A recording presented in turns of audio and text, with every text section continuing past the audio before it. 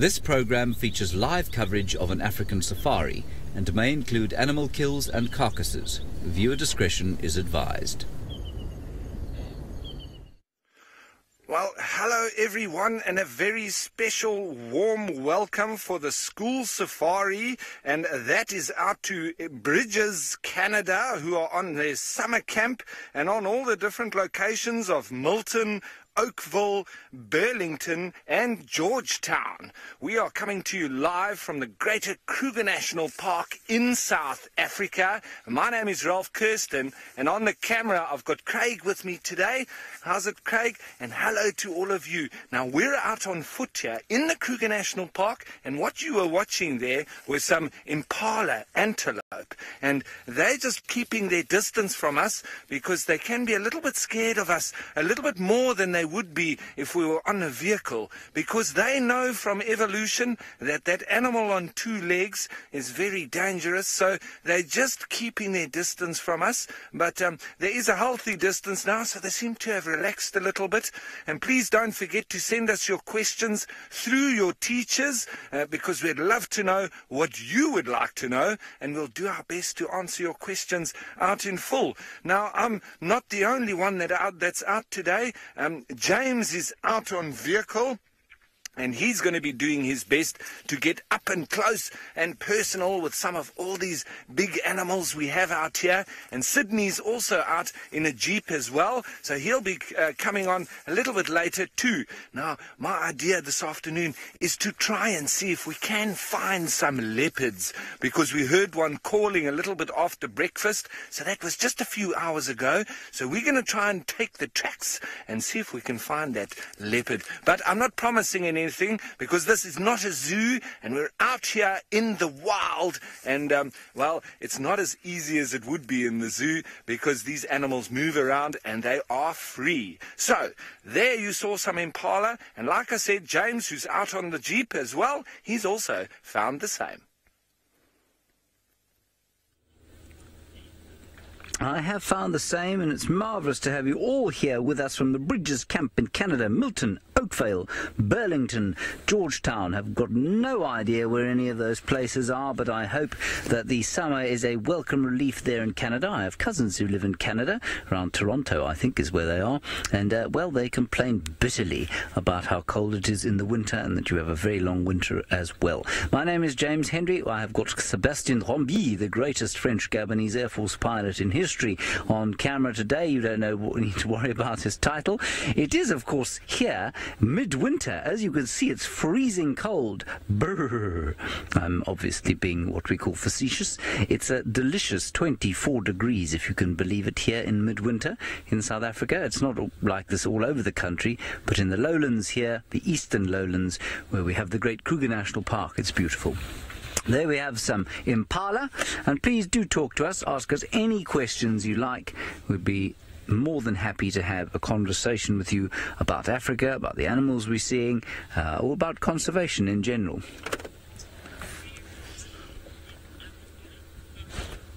Zoe, the rarest animals in Africa are probably, well, the rarest mammals in Africa are probably something called the simian wolf, which is also the most endangered carnivore in Africa. And the simian wolf lives in Ethiopia, in the highlands of Ethiopia, where it lives, subsists or survives by scavenging and probably hunting the odd small antelope. I'm just thinking if there might be rarer animals, because remember, of course, that frogs and insects and arachnids are also animals, and we get very rare insects such as the Brenton blue, which is a very special butterfly only found in one part of South Africa. We get something called a green barbet, which is only found in one forest in South Africa. So there are lots of rare animals. I would say the rarest mammal is probably the simian wolf, but there might be some, or you know what, it might actually be something like the okapi, which is a relative of the giraffe that lives in the forests of the Congo. Well, and Julia, you're looking at the most common antelope in this particular part of the world. That's the most common antelope or common mammal that we get here in southern Africa. In eastern Africa, Kenyan and Tanzanian wildlands, the most common animal is probably the wildebeest, where millions migrate every year between Tanzania and Kenya. So those are probably the most common ones in that part of the world. The most common animal in all of Africa is most likely a bird called the red-billed quail. That's the most common species, I suspect. Of course, if you are not looking at species, but just groups of animals, well, then the termites are probably the most common antelope. Oh, no, they're not antelope at all, are they? The most common animal that you will get out here in southern Africa. So that's what's going on over here. We're going to try and find you a leopard at some stage this afternoon. We're going to do our very best. In the meantime, let's head back across to... what? Back across to Ralph, who seems to have found something exciting. Well, it's always exciting, isn't it, when we're out on foot and trying to find or get closer to an animal, and it's sometimes a little bit easier to find those animals. Remember what I said, it can be a little bit more difficult to get close to, especially antelope on foot, but sometimes we can find the predators a lot easier because we're able to take the tracks and follow them into where we can locate them. And if they've maybe caught something that they're trying to eat, or they've climbed up in a tree, something like that, then it might be easier for us to get in closer than it would be for the guys out on the vehicle. So that's what we're doing at the moment. We're just circling around from where we were at camp, and then we're going to try our best and see if we can get nice and close. Now, the guy in front there, he's our game scout, and he's also helping me look for the tracks. Now, Mitchell, lots of animals will use different ways to keep cool in the heat. If you look at elephants, they've got those very big ear flaps. You know, my ear flaps aren't very big at all. Well, some people might say they're huge, but in comparison to an elephant, he's got those big ears. And what he does is he's got a lot of blood running through those ears, and he wafts them around like this. And in so doing, there's a lot of air passed over those ears. And that's how he keeps cool. But if you had to look like a leopard or a lion, very similar to your little cat or your dog at home, they don't sweat. They open their mouth and they run cool air over their tongue. So they go... a lot of panting, and you'll see it with your dog and your cat at home, and also a lot of fluid comes out from the tongue, and that helps them to keep cool. So a lot of animals don't sweat, they use their mouths, and they use different ways we call it thermoregulating. Say that, thermoregulating. That's keeping your body temperature nice at the exact right temperature that you need to be able to survive nicely. Okay, so not too hot, not too cold. And at the moment today, it's pretty much like that. It's not too hot or too cold. Now, Sarah, we get most of our rainfall in the summer months, so that would be from September till about May. And that's obviously different to the northern hemisphere, where your summer months, it's different all over the world, but generally in your summer months is where you would get your rainfall around different countries in the world. However, in our country, in South Africa, we do have a place where we have winter rainfall, and that's in the Western Cape, around Cape Town. Have any of you heard of that very famous city of ours? We call it the Mother City, right at the tip of Africa. Cape Town, that's one of the only places in Africa that gets winter rainfall, which is quite different to the rest of us here. So in winter, for us, it's very dry. You can see how brown the grass is here. There hasn't been any rain at all, maybe a little bit of a sprinkle when we get a small cold front or whatever. Like this morning, there was lots of fog around, and we had a safari this morning which was very cold. It is winter, but it was also quite wet. wet, just because of that fog that we had. But this is generally what the grass looks like in winter for us. And in summer, after we get some rains, in September, more or less, all of this will change color completely and start to be a more greeny color, and a lot more nutritious for the animals as well. They'll be able to feed on this grass and find a lot more nutrients from it too. So a very, very big change that we do have from summer to winter. And well, we just keep moving through here, and you can actually smell the dust. Now, Scott, I would say that rhinos aren't the most dangerous animal. Black rhinos, they can be dangerous. And when we speak of rhinos, when we're on foot, we make this symbol. If we want to be quiet, we say that there's a rhino just in front. We go like this, and that means that there's a rhino just over there. But rhinos, not particularly dangerous. I would say the two that are the most dangerous would have to be an elephant and a buffalo. An elephant, because he's very intelligent and he's also huge. He's the biggest land mammal. They can be up to 6 to 7 tons, so massive animals that have the potential of being very dangerous. And buffalo, the reason why they're so dangerous is once they decide that you're bad news and they're going to charge at you, the only thing that's going to stop them is if you shoot them. So when buffalo charge you, generally what we do is we climb up a tree. And so if we see buffalo nearby, you can very often see us looking around for the closest tree. That one over there would definitely be a good one to get out of the way from a buffalo that wanted to knock us down and get rid of us. So those are the things. As we're walking through the bush here, I'm always thinking there's a nice tree that we would be able to get up and away from a buffalo or an elephant even, because that tree, an elephant would struggle to push that over. So, you know, but generally, even though we're walking where there could be buffalo and elephants and lions and leopards, we are looking for them. We're not scared of them, but we do respect them. We have been in the bush for many, many years, and we understand the way that the animals will react towards us. So if we hear a little snort or maybe a branch breaking, we know that those sounds, the snort could mean that there's a buffalo or a rhino, and the branch breaking could mean that there's an elephant. If we hear something like a that's a leopard. That's a leopard, and that's what we heard earlier. So that's why we're actually going in this direction. Now, what does a lion sound like? A lion definitely does not go, Rah!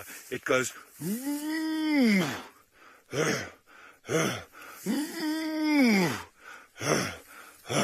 right. So that's what a lion sounds like. I've had enough of making noises and animal noises. I'm going to go and try and find these animals. And while I'm doing that, let's head you off to James, who's next to a waterhole.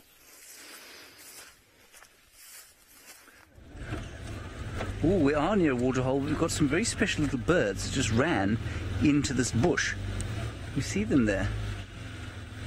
Oh, they got a bit of a fright. They're called crested francolins, very common little ground-dwelling birds here. Oh dear, all we've got there is a bush, which is absolutely hopeless. Okay, never mind, let's carry on. We'll just go up around the corner here, see if there isn't something else there.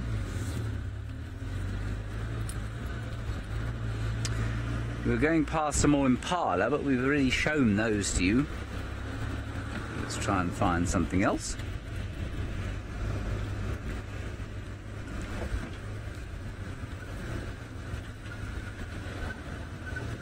Hello, Jack. Let's look at these young impala here. You say, how long does it take for their horns to grow? Well, Jack, those horns are probably, in fact, those are two very interesting impala, actually. Those horns are probably about 4 months old. I suspect those are the unusual bunch born in February. There are very few impala born in February, most of them born in early December. And so, well, you can see at 4 months old, they've got horns the length of pens, and you'll find that they are fully grown horns probably at about 3 years. They will get slightly bigger each year, but at about 3 years they look like that male that you're looking at there. It's very difficult from that age to find out if, you know, how old they are. Up to about 3, you can tell from the size of their horns how old they are. Alrighty. Oh, he's just making a little grunting sound, trying to show how big and strong he is.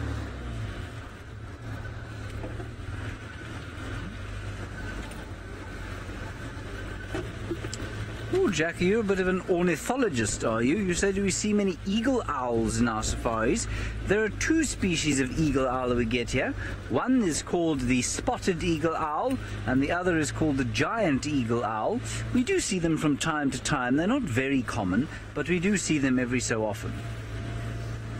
I'll try and show you a picture. Let me just stop up here, because I think we might see a few different... Oh, there's actually a very interesting thing going on there. We've got some interesting antelope having a bit of a dance-off there. Now, I know many of you have probably been engaged in a dance-off from time to time. I hope it's not been as serious as the one you're seeing there.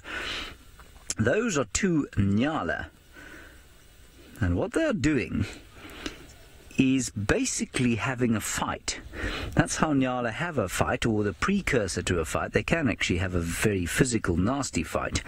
But before they do that, they try and decide who's a better dancer. And if they can't decide who's a better dancer, then they will have a proper fight. So basically what they're doing there is trying to display for each other. And they move very slowly, with a sort of Tai Chi movement. I don't know if you do Tai Chi on your camps. I suspect probably not. But if you do, you'll know what I mean. And there's you can only see one there, but there's another one doing exactly the same thing, just to the right-hand side of that, through those thick bushes.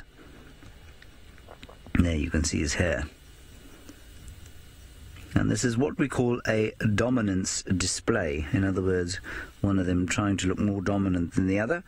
It's something that you've seen with human beings on the playgrounds at school, I'm sure, where boys normally will strut about trying to show how big and strong they are without actually fighting with each other, and that's what's going on here.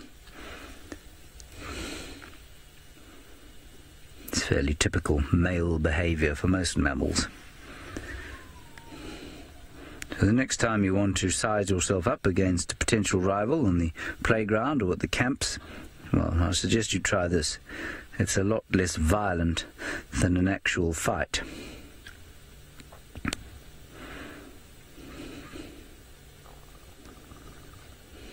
Isn't that amazing? Slow, balletic Tai Chi movements. Beckett, other animals, I'm trying to think of some other animals that might dance other than human beings. Human beings dance, of course. There are definitely many birds that dance. The bower birds of Australia and Papua New Guinea, they were one of the 2, I can't remember exactly where they live, they definitely dance. Birds of paradise of Papua New Guinea do interesting dances. In fact, there are quite a few birds around the world that do dances. There are those prairie grouse that dance in the United States. I think they're called prairie grouse. Snakes sometimes dance for each other. But these are, I think, the best dancing mammals.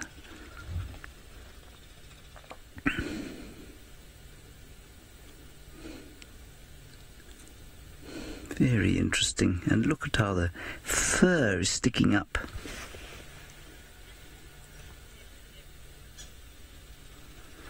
Sarah, the females do not fight, and you'll find this with just about all mammals. Females don't fight very much.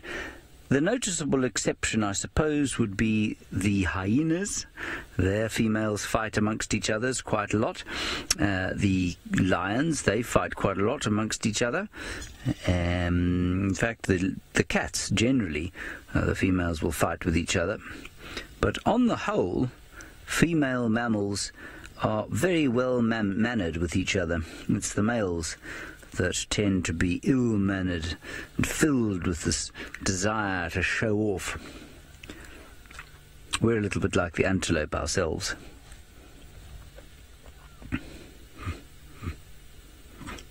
Ooh, very interesting. Sounds like the bushwalk team is heading towards a very interesting sound. Well, yes, everyone, we are heading towards a very interesting sound, and it sounds like a buffalo that is in trouble. And the only thing that it could be in trouble from is from a lion. But that's not what we're looking at here, because it's quite far away that we've heard that call. So we've sent the vehicles to go and investigate. But this that we're looking at here is a track that we are just trying to follow. You see, there's a toe there, there's a toe there, there's a toe there, and over there, and then there's a big back pad here with very clear 3 lobes over there, and that will indicate that it's one of our cats. And this, if I put my hand next to it just so that you can see how big it is, this is a track of a male leopard. So we're going to try and our best to see if we can find this leopard, because this is quite fresh. So it's after the fog that we had this morning, and like I said, only a couple of hours ago we heard a leopard calling. So we're going to continue on this track and keep walking and following it and see if we can find it. Now, Kaylin, a leopard will get its prey into the trees. What it does is initially it's going to grab an animal by its neck and kill it. Okay, they've got very, very long, sharp teeth in the front, and they'll use that to suffocate, get into the neck area here, and normally bite and close the windpipe off. So it's normally a very quick death for the animal. Then what it does is it'll drop it, it'll look around, and it will see where there's a nice big tree. That one is not ideal over there, but it would be in this particular area because there's nothing else really big around that has a nice fork in it. What he'll do then is he'll grab it maybe at the back of the neck here, okay, and then he picks it up and he'll walk like this. He'll have to, obviously, depending on how big the prey is, it's normally an impala, maybe a warthog, so it needs to be something that he can actually move with. And they've got very, very strong shoulders and a chest, and so then he'll walk with that and holding it, and when he gets to the tree, he'll put his claws into the tree, both his front legs and eventually then his back legs as well, with the claws sticking out, and then he'll use his back legs, and with that very strong chest and shoulders of his, he'll literally go like this, like a man that's climbing up a coconut tree. You know how they do that? And they jump and they put their hands like that. Some of them use a rope. I mean, if you've seen some of the lumberjacks and all of that, they use a rope on the other side of the branch. But leopards, they've got very strong arms and legs, shoulders and chest, as well as very, very well adapted claws and the neck to be able to hold that prey up. And then they'll go up and up and up, shimmy up the tree, and when they get high enough into the fork, they'll put that animal into the fork. And what does that do? That keeps it away from lions that will smell the blood. And they'll come in, hyenas as well, and so it just puts them into an excellent position to be away from the other predators, and none of the other predators can climb like a leopard can. So I'm hoping that maybe we get lucky enough and we might even be able to find this leopard with something that he's killed. Now, Mitchell, leopards can run extremely fast. They can probably run at double the speed of Usain Bolt. So, Usain Bolt runs the 100 meters in, well, not quite double, just under double the speed of Usain Bolt. He runs it in about just under 10 seconds. So a leopard, he'll run it in about 5 to 6 seconds, 100 meters. So just think about that, eh? A cheetah, when he's at full speed, he'll run the 100 meters in just over 3 seconds. When he's at full speed. Think about that. 1, 2, 3, and he's run 100 meters.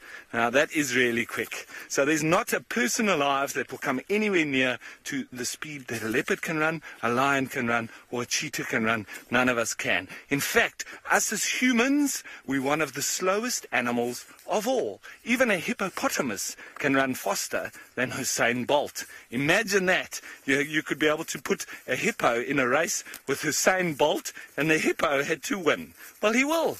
He will win. If we could do it, he would. And it would be incredible. So that's crazy, eh? Well, that's animals and the speed that they run. But I want to now speed up a little bit and see if we can actually find this leopard. But I know that James is out on vehicle, and I wonder if he's heading towards where that buffalo was.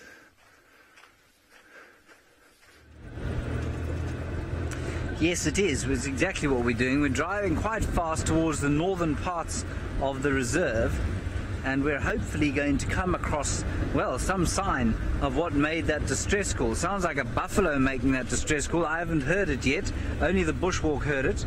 Just going to listen to the radio. The radio seems to be going ballistic.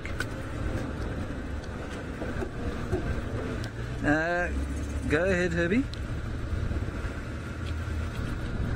Herbert is our game scout, and I'm now hearing myself through the radio. You're not sitting on your radio, are you? No. There we go. Okay, sorted it out. We had a small radio malfunction. Sorry, Herbs, I thought you were calling me. All right, so apparently sound of buffalo calling in this area here, and they're trying desperately to see if they can... Oh, there's a warthog running. Warthog running. Warthog little pig. Could easily be attacked by a leopard or a lion. We won't see him again. He'll be running at great speed.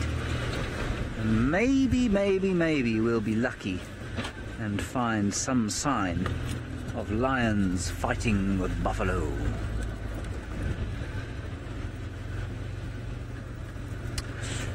Hazel, yes, sometimes we get albino animals. It's not common, and it's more common to find what we call partial albinism, which means just patches of an animal will have no melanin in them. For those of you who don't know, an albino can happen to lots and lots of different kinds of animals, and basically means that there is no melanin in the skin. And so where obviously black people have got a lot of melanin, white people have a lot of melanin as well, just not as much as black people. The darker the animal is, the more melanin it has got, and the better it will be adapted. I'm just going to switch off and listen here. The better it'll be adapted to living in the sun. So in Africa, if you're lions growling, oh no, it's not lions at all. It is people. No. Oh, that's very interesting. All right, well, let's just keep driving down here. I suspect those are the human tracks that I'm seeing. I heard a little generator that's being used as a pump over there. Sorry about that. So let me get back to the discussion of the sun. So in Africa, to be albino as an animal, there's a drag mark here. That's of a tree probably being pulled across the road, as opposed to meat.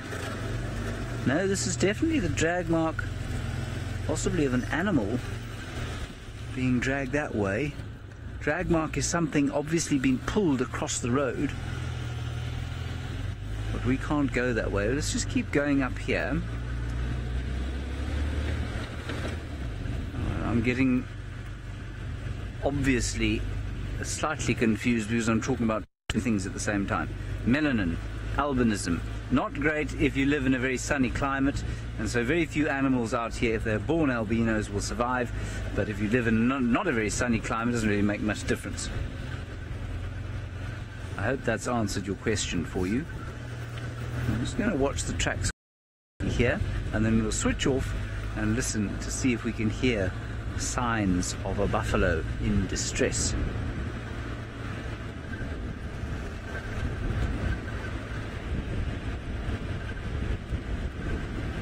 Alright, well, Ralphie's also looking around this area, so let's go back to him and find out if he's had some luck. Well, we are looking on the ground, but we're also looking up in the trees to see if there's any leopards. But here is a hornbill, and this is the cousin of Zazu that you would have seen in The Lion King. That is the yellow-billed hornbill, that is Zazu, but this is a red-billed hornbill. You can see his bill when he does look to the side. You can see the little red bill, and his bill is also quite a bit smaller than that of the yellow-billed hornbill, but they're very much the same as the yellow-billed hornbill in many ways, in fact in all ways, except for slightly different body shape and bill. But they eat all sorts of different things, from fruits and berries to even little baby tortoises. They'll pick them out of their shell, and they eat insects, termites and ants and little things like that too. But and they also come and raid our kitchen in our camp. So they eat all sorts, do the little hornbills, and they're quite characters. They are quite naughty, and they're always up to nonsense. And when they fly, like you saw there, they have quite a lazy flight, because they go 1, 2, and they glide. 1, 2, and they glide. Very much like you saw Zazu in The Lion King. So that's very interesting, hey? Well, I'm going to just head up here and actually have a look from this termite mound and see if we can get a view out. And maybe we'll be able to spot something here nearby. Now, Lisa, we're on 1,000 hectares on the property that we're on. So 1,000 hectares, I believe it's, what is that? It's 10 kilometers by 10 kilometers. That would be 1,000 hectares. But the Greater Kruger National Park is 2.2 million hectares. So that is pretty much the size of Israel. So have a look on the map and look at Israel, the size of Israel. It's pretty much the size of the Kruger National Park. Ow. And this is a knobthorn that has just now attacked me and caught me with these hooked thorns here. Ouch. Look at that. Yeah, that's right. Let's get up here and just see if we can see any leopards or any other animals here around. We use these termite mounds as a nice looking point as well. Now, John, leopards, they can live to, more or less a very old leopard would be about 15 to 18 years of age. So that's probably the oldest that you'd get. Some, the females, they can maybe live a little bit longer than the males, because the males do partake in a lot more fighting than the females. And that's generally with all the predators, except for the hyena. The hyena, the females are the big ones, and they're the ones with more testosterone than the males, which is very interesting. But we don't need to go down that route. All you need to know with hyenas, the female is the one in charge, as opposed to with all the other predators, it's normally the male who is bigger and the one in charge. Right, there's nothing in this particular area, so we're going to continue on the search for some predators, and let's head you back to James, who's doing exactly the same. So what we're investigating here is this drag mark, and what we can see is the sand has been disturbed. Something has been pulled across the road here. Now,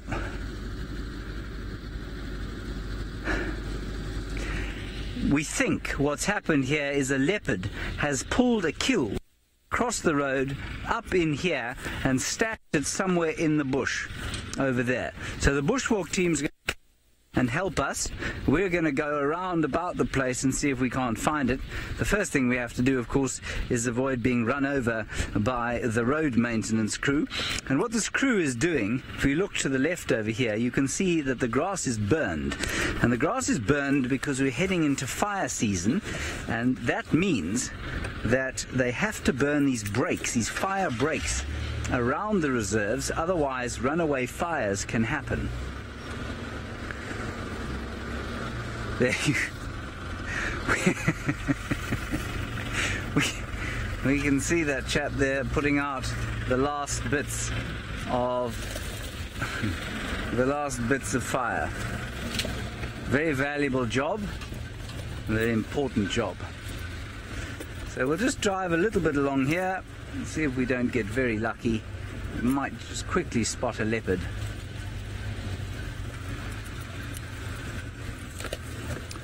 Beckett, a buffalo, has got enormous horns, and that's how it protects itself from its predators, by attacking them with its horns.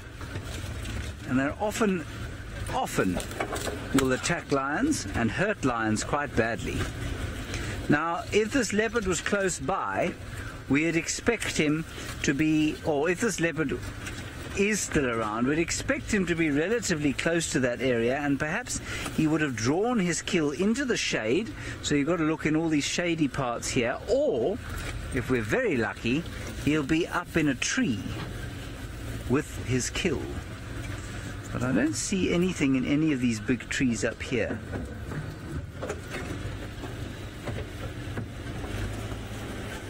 Just keep doing a very slow drive through here. Leopards can be quite skittish. Some of the ones we have here aren't skittish at all. Some of them are quite nervous and they don't like to be around cars.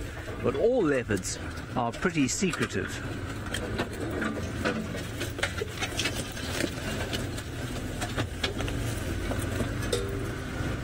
I can't see anything in here. We don't want to drive sort of willy-nilly, as they say, through the bush, so we're just going to look a little bit and then go back out onto the road and head somewhere else, and then the bushhawk, which can do a much better job of following a track like this off-road, will follow up. So let's go back to him.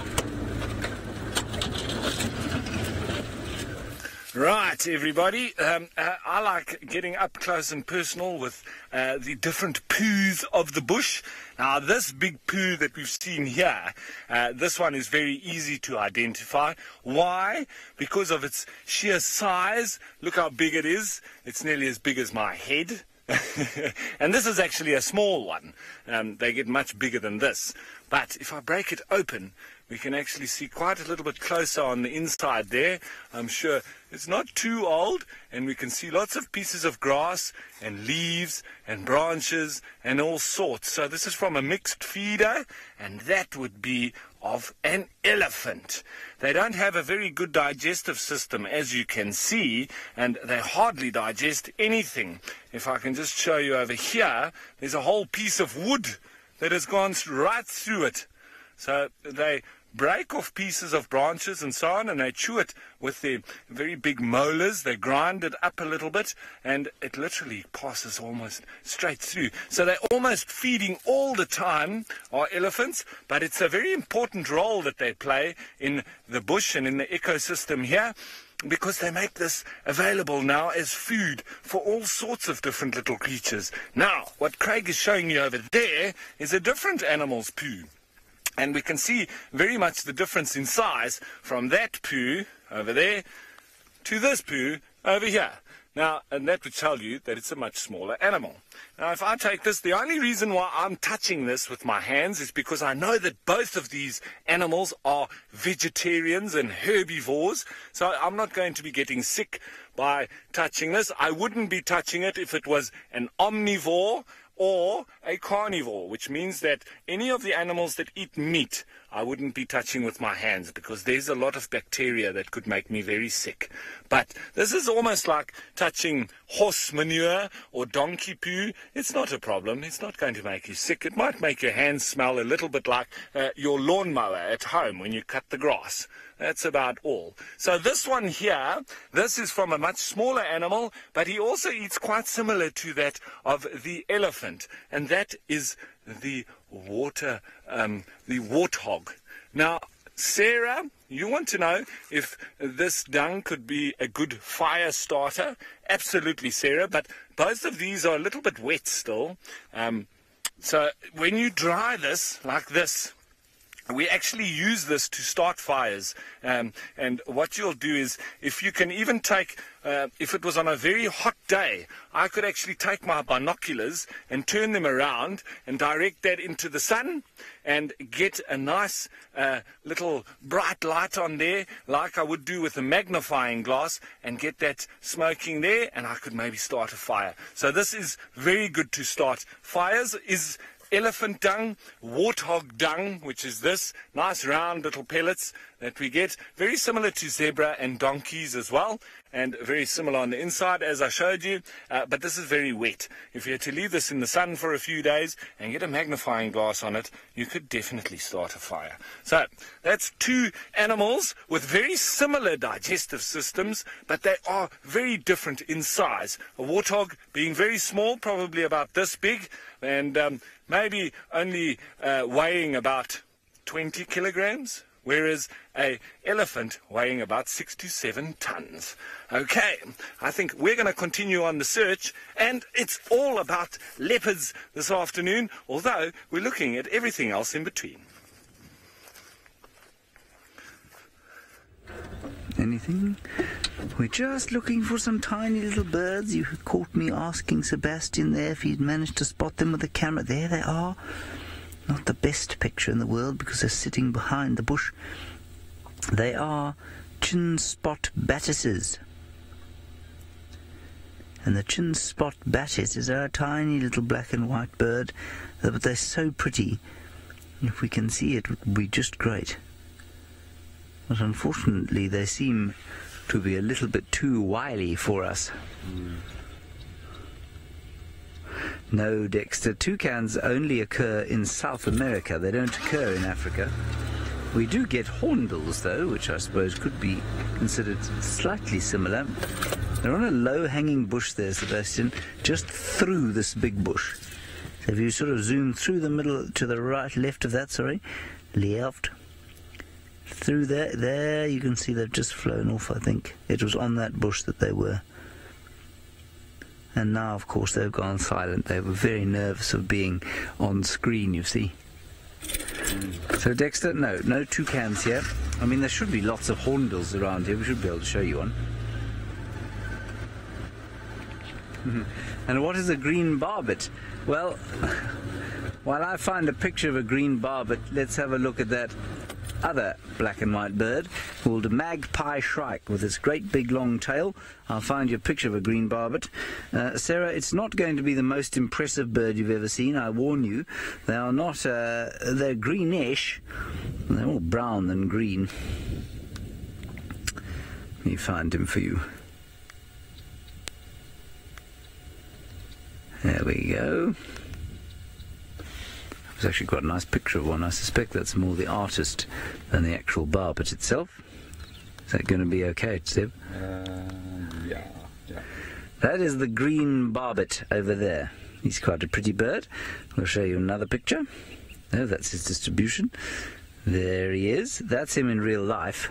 So he's not exactly a bright green parrot-like bird. Yes, I mean, he's really hasn't got much going for him on the looks front. But you actually get some very beautiful barbets. I'll show you another picture of a nice barbet. Very pretty. Zavi, the green barbet's wingspan's probably about that big. So 25 centimetres or so. Not very big. I just want to show you one of the colourful barbets that we get here. One of my favourite birds. Very common they are. There he is. That's the crested barbet. And they're found all over here. Reds, blacks, whites, oranges and yellows, the scruffiest bird in all the land. The crested barbet, Trachyphonus valianti. You don't have to remember that, it's the first time I've seen it. I've never bothered before, but that's really quite a fun Latin name. Trachyphonus valianti. Don't know what that means. Alrighty, let's carry on.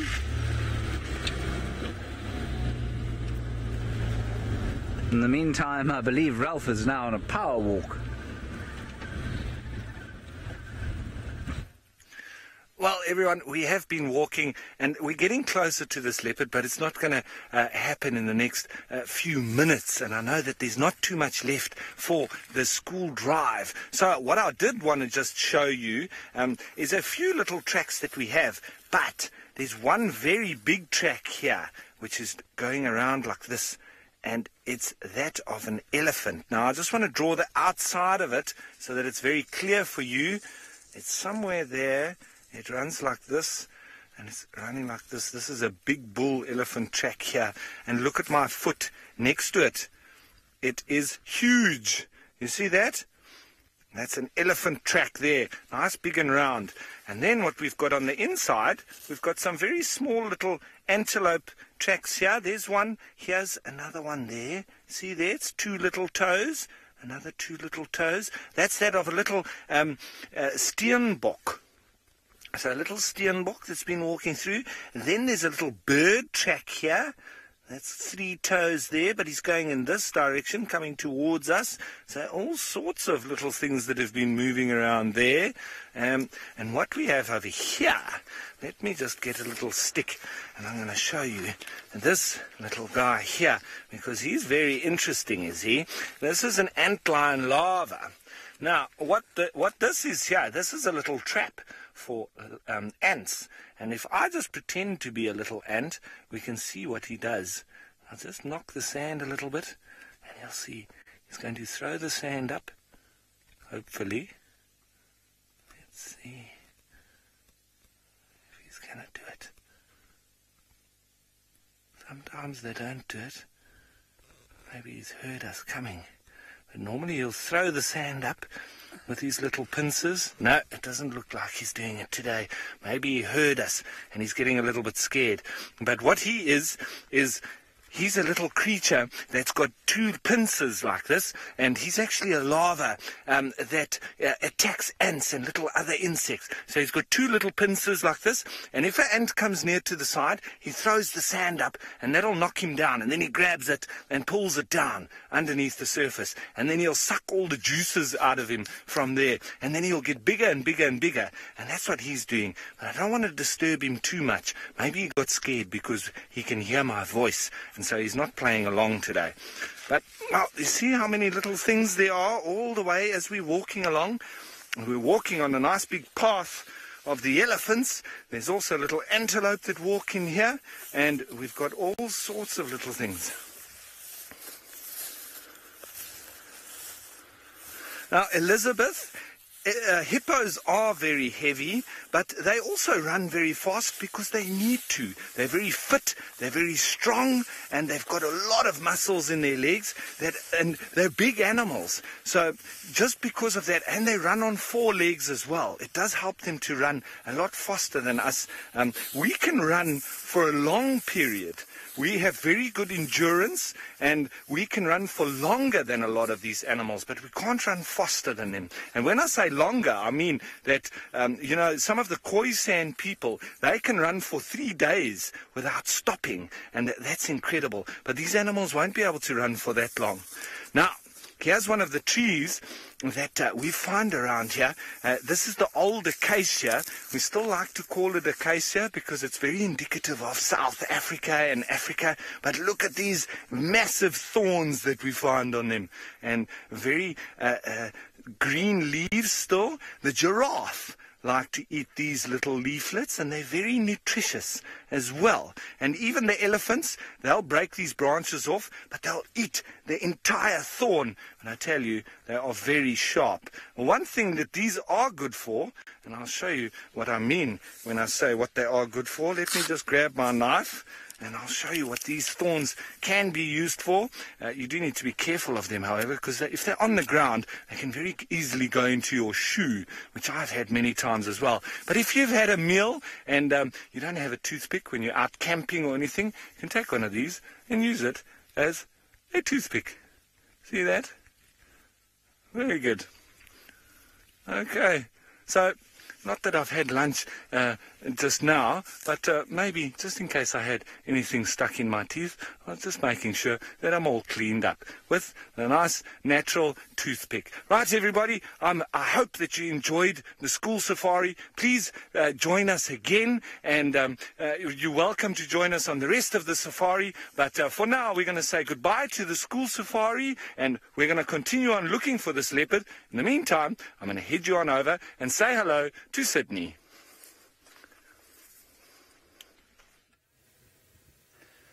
A very, very good afternoon and welcome to the beginning of my drive this afternoon. I am Sydney and I'm going to be with you this afternoon. I am not traveling alone this afternoon. I am with David. He is my photographer and we are just going to take it from previous. This morning I was on a guided walk and I did manage to pick up some fresh leopard tracks. So I'm just going to hang around that area and see what we can get. And then to those who would like to follow us this afternoon, you can follow us on Twitter, #SafariLive, or else alternatively, you can go to our YouTube chat stream. I hope this afternoon is going to be very interesting, and considering the weather, it is nice and sunny, and this morning was misty a little bit. It was quite very difficult to see the animals, so this afternoon maybe the cats are going to come out and enjoy the sun. Let's go and see what we are going to find. I will be concentrating this afternoon much more on the eastern side, as the tracks that we saw, they were all heading towards that direction. So let's go and see.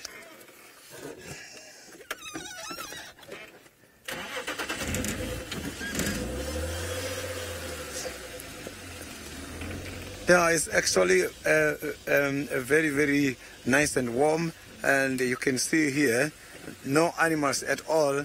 Maybe all these animals decided to move down towards the waterhole, so we are heading towards a Twins Dam now, whereby I am hoping to see some activities taking place.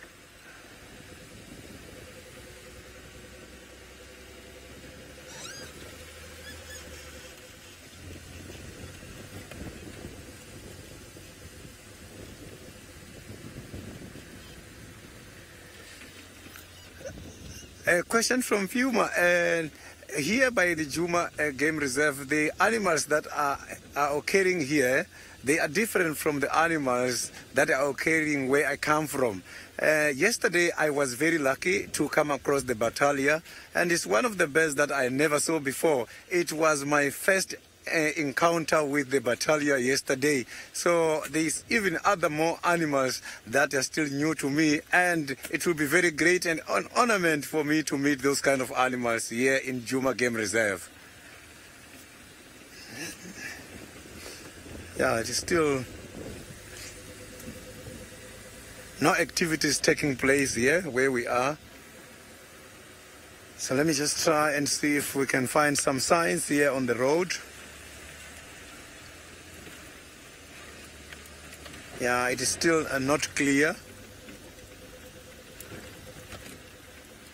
So you can see much more that side there. The vegetation is much more open. It's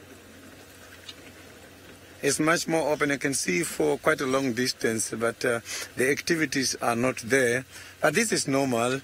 On a game drive, you know, the animals can easily hide. It's not every time whereby we can see animals just by the beginning. We're going to have to work hard and track and see if we can find them.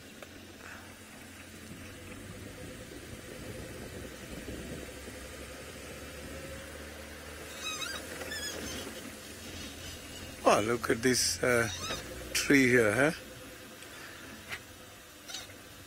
It was quite a very beautiful big tree. So now I'm going to Ralph, who is on a guided walk. Maybe Ralph has got something to show us on his side.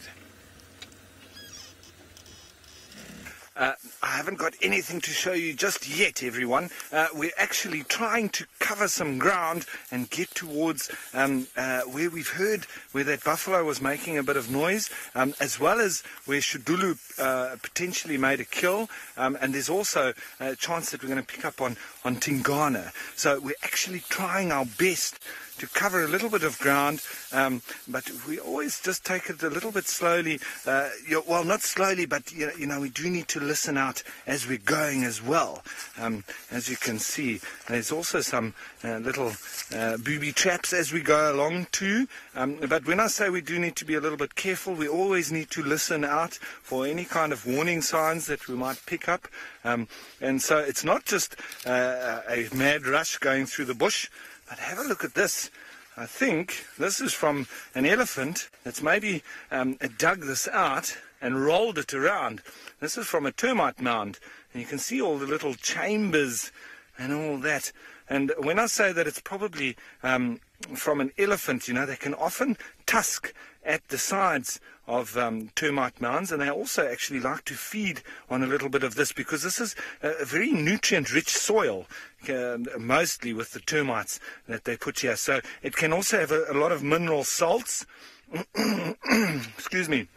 And so it's almost like a little bit of a bar snack for an elephant. And if they feel like they are lacking in a little bit of salts, they may go to a termite mound and go and feed on it. And then afterwards, it seems like they're using this as a bit of a football. So it might be a bit of games. And speaking of football, we know that France made the semi-final. They won the semi-final last night in the Soccer World Cup against Belgium. So well done, France. Allez les Bleus, viva la France. We do have Sebastian in one of our camera operators. He was very happy, to say the least. And tonight being Croatia and England, you can send us through on the hashtag SafariLive who is your preferred candidate tonight out of England and Croatia. But while you're doing that, we're going to hot-foot it and see if we can find some cats.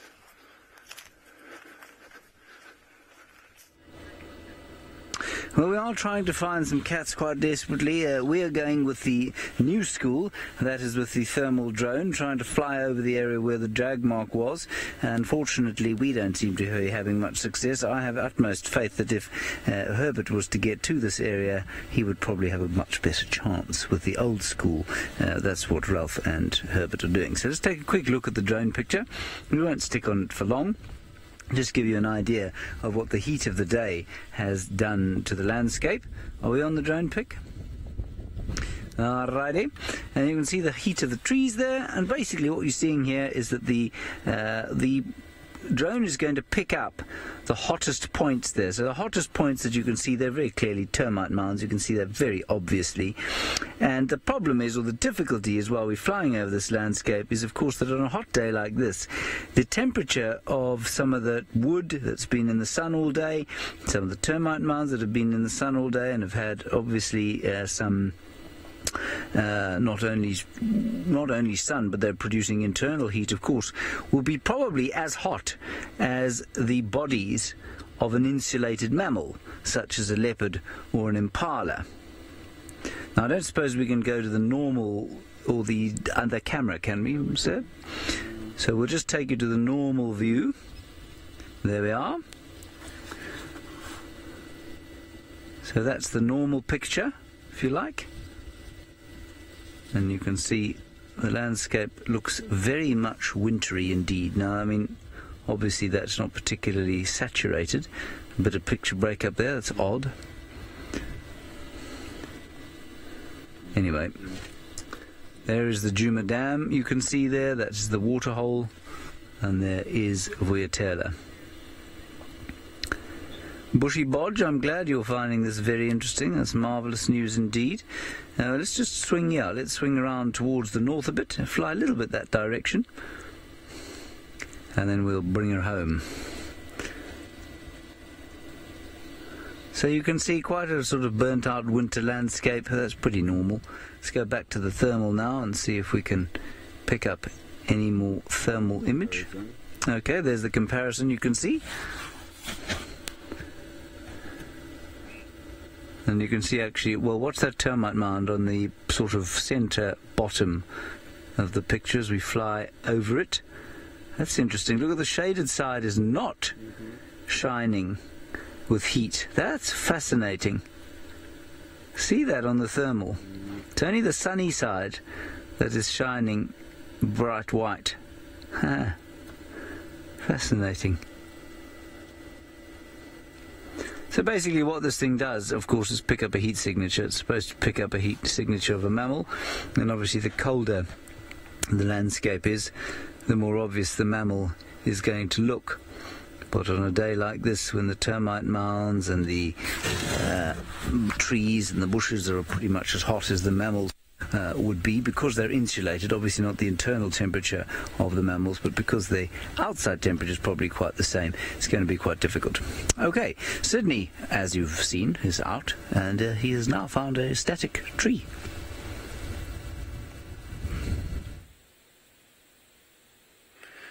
A lot of people, they think the trees are just part of the natural system.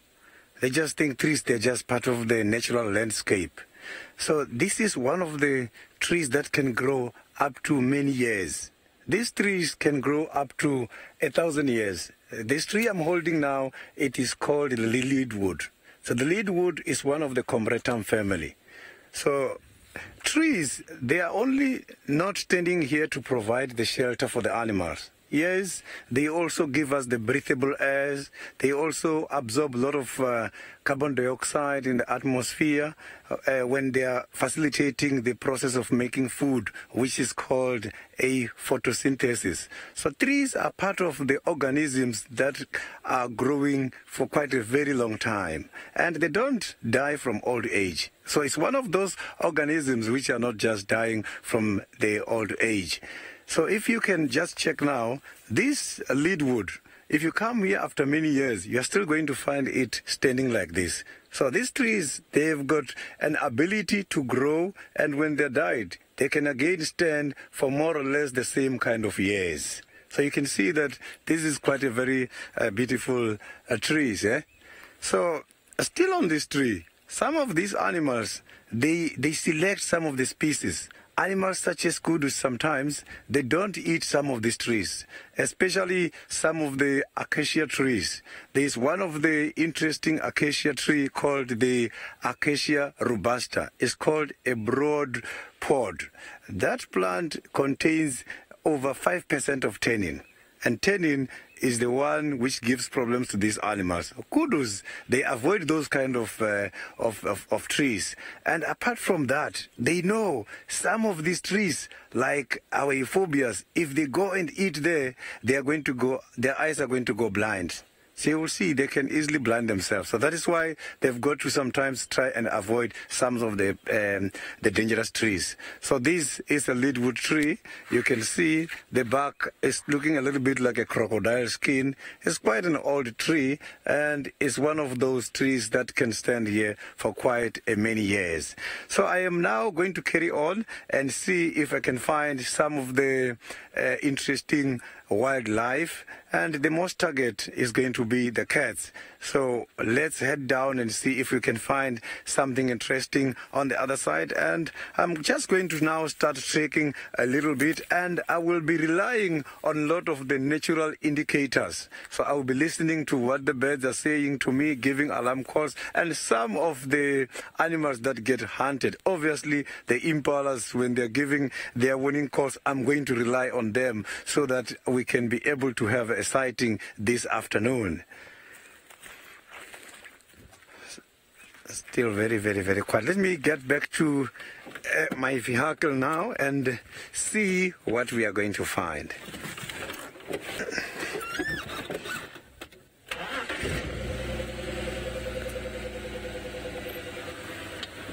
So let's carry on.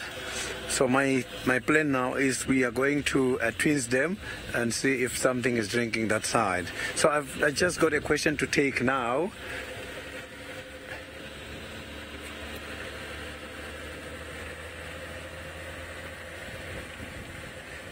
Yes, there was a question from Wanda. I didn't copy that question very nicely, but it has got something to do with the fires and the trees. If you can just please repeat that.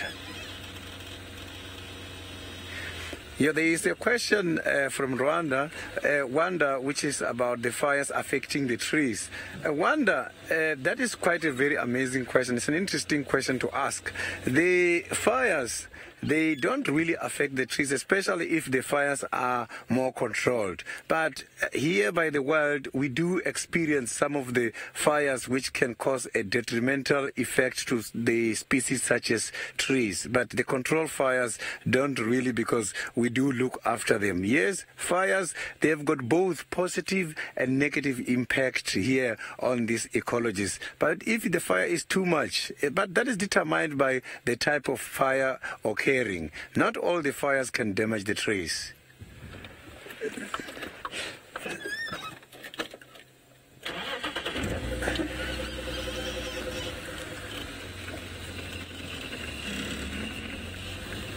So now I am going to my other colleague, Ralph, to see if maybe there is any luck on his side, as he is also looking for some cats. Well, we are looking for cats, but as per usual, we're going to be talking about everything and all sorts in between. And what we've come across is a little bit of a controlled burn right on the perimeter of the property. And I'm sure a little bit earlier you might have seen that there was a tractor passing by, James, and that was part of the management team. They've been busy with a controlled burn. As you can see, one of the branches here still smouldering. It's still on fire, but this is now in the middle of a sort of section that has burnt all around it. So the potential of this now taking off again is little to nothing. And so the point of this particular area is actually as a fire break. And when we say fire break now, we've got a road just off to our south and a road just off to our north. And they've burnt this section in between. So what that would do is that we call it a fire break, but it's not going to stop fires. What fire breaks are for an area where you can fight a fire from. So don't make the mistake of thinking that a fire break stops fire, because it doesn't. It's where you can fight them from. And how do we fight fires? Well, we don't necessarily just put them out, because if you've ever been involved in fighting a fire and you try to put a fire out by beating it out, by spraying it out, and the wind picks up, you will see that you do not stand a chance. What you do is, from this particular point, you would backburn, and you would fight fire with fire. So that phrase is not, it hasn't come about for nothing. It literally does mean exactly what we say about it. Because if we had to have a fire starting off in our concession and it was moving in our direction, what we would do is you would run around to an area like this of a fire break, and then you sacrifice that area and you backburn. You start the fire and burn it into the wind to where that fire is coming from. So we'd start it on the southern side here. If this fire was coming from our southern side, we'd start it here and burn it into the wind, and then we would be able to fight the fire from this side. That if it started to creep across, we've got this whole patch here, it's probably about 50 meters, maybe less, that we've got to be able to fight this fire from. Because if you've ever seen those fires, when the wind fans it, it can also climb up over your head, and it can very easily jump even kilometers sometimes with the wind. So that's one of the reasons why we do make fire breaks, and as I say, it's just a point to fight that fire from. Now, Noriko, another reason why we do make fires, this one is obviously just as a fire break, but what you are seeing here is exactly what your question is asking. Does this ash fertilize the soil? And I would have to say an unequivocal yes. Absolutely, it does fertilize the soil. It releases nitrogen and carbon back into the soil that would have been trapped up in this grass itself over here. And now it has been released back into the soil. And as soon as you have a little bit of rain, you're going to have a real big sprouting of new vegetation coming through and green shoots, etc. And so an absolutely important part of the ecosystem is fire, especially when you've got a lot of build-up of moribund, which is what we call the very large mass of vegetable grass matter that builds up to the point where it's actually suffocating the grass, the new grass coming through. So it cannot grow anymore. There's not enough sunlight coming through. There's not enough space, actually, for new grass to come through as well. So it's actually important to get rid of that moribund, release the carbon and the nitrogen back into the soil and make that available for the next year's growth as soon as you have some rainfall. But generally you wouldn't do burning, we do it now in the sort of winter months, but normally just before the rains. I think the reason why they've done this fire break is because it was so misty this morning, so it was quite wet, and so the chances of it actually busting out and making a real runaway fire was also little to nothing. So that's probably why they used this morning in particular. Right, we're going to get back on the road and back on those leopard tracks, and I think we're not the only ones.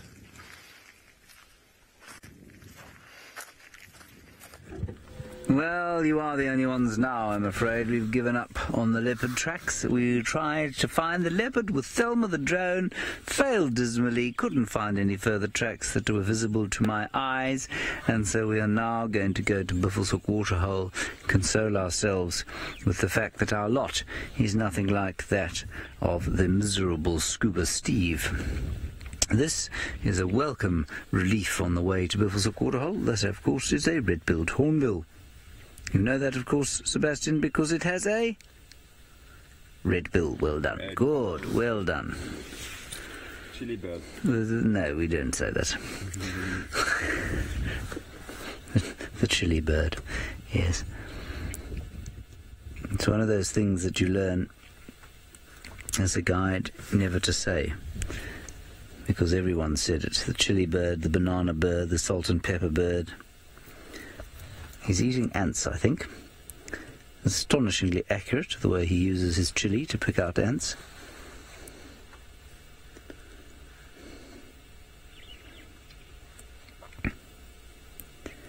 And of course, if he gets wind of the fire break that's just been burned, I think he'll pop up there. There were certainly quite a few grey hornbills over there, looking for insects that had been unearthed by the fire.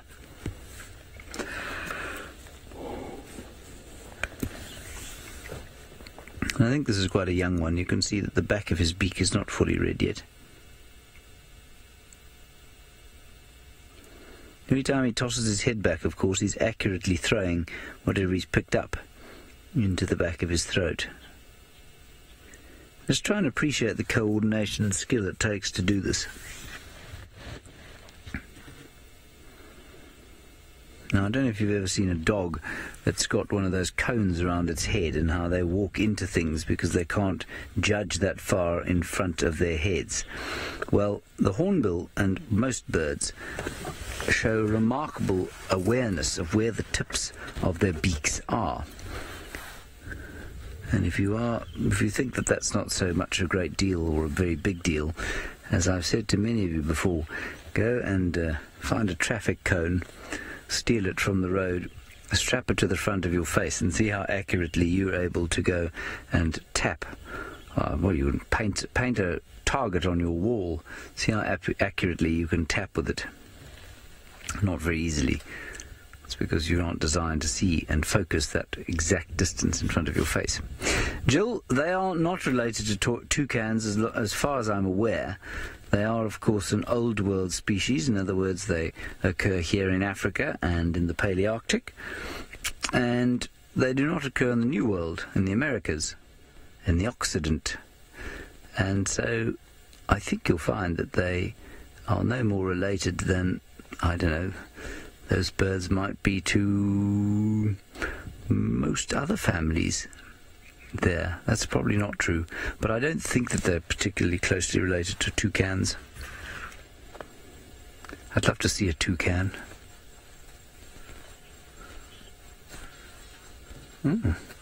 Fantastic. Sydney has found some poo-poo.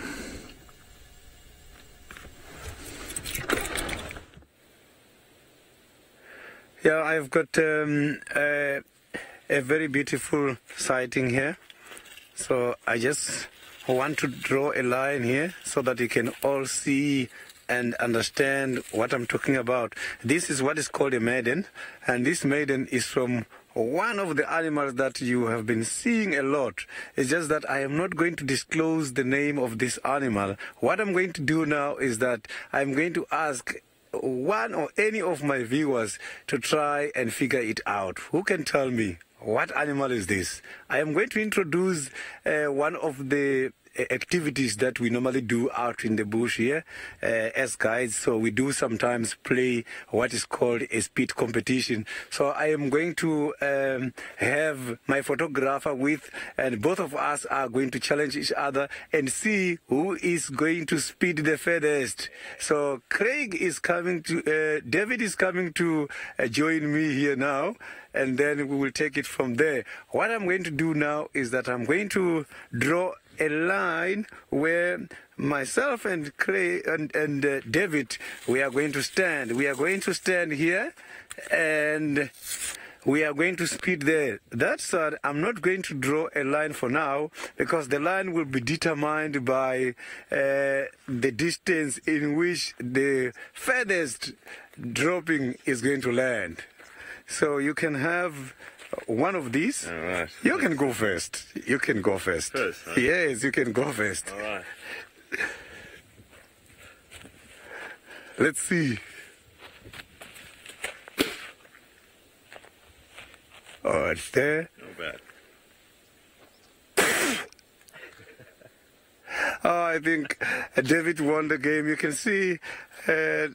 Let me just try to check the distance. So no, he managed to win. He won the battle. Eh? So that is one of the activities that we are having. It's called a speed competition. That is a speed competition. So we are going to head on now and see. We are going to head on now and see what we are going to find. We are going to head to Twins Dam, whereby I'm hoping to see some animal activities there. And then congratulations to David for winning the competition. It was a very difficult competition, huh? So now I want to check who's got the answer for me. What droppings?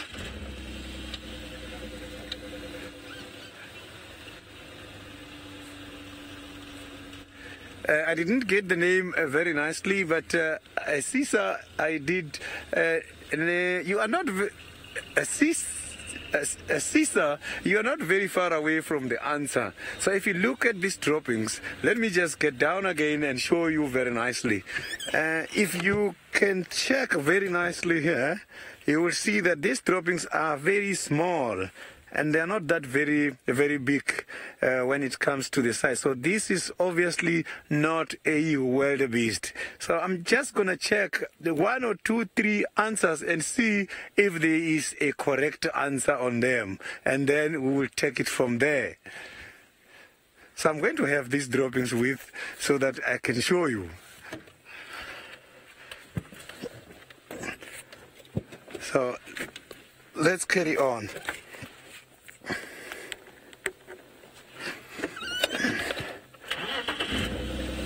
So now we are going to,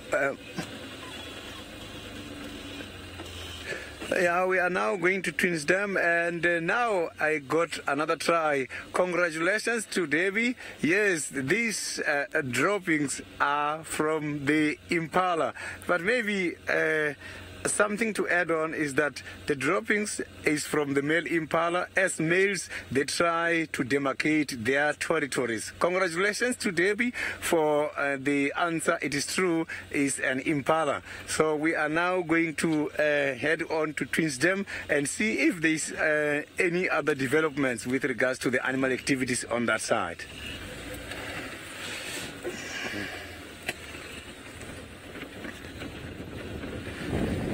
Let's see. So while I'm looking for these animals, I just want to check if maybe by the other side where the bushwalk is taking place, if there's other updates there. So the bushwalk is going to show us something interesting. Well, I always like it. These starlings, I love how that blue shimmer that they get when you look in the sunlight.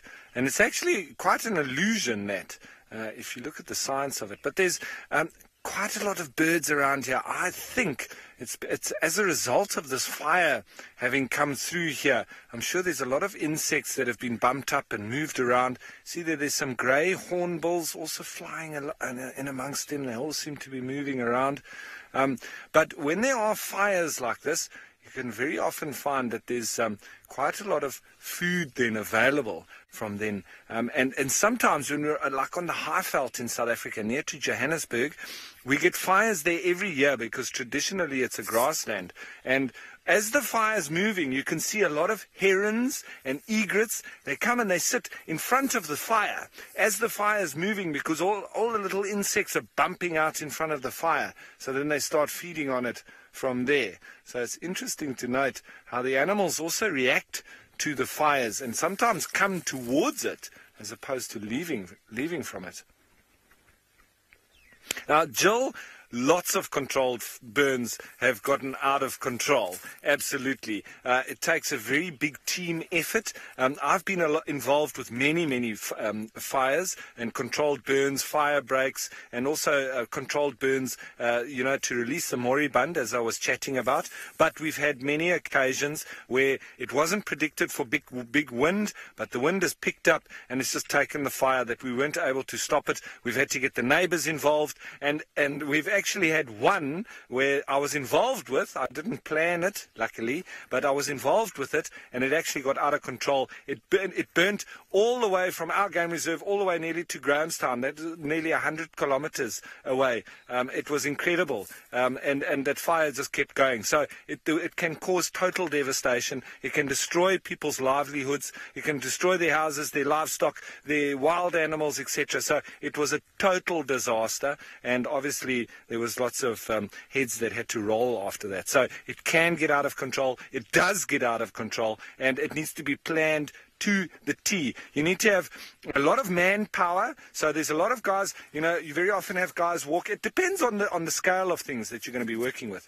But normally a big tractor needs to be the first and foremost thing there, and a very good skilled driver that knows how to drive a tractor very well, with a big tanker behind, or we call it a bowser.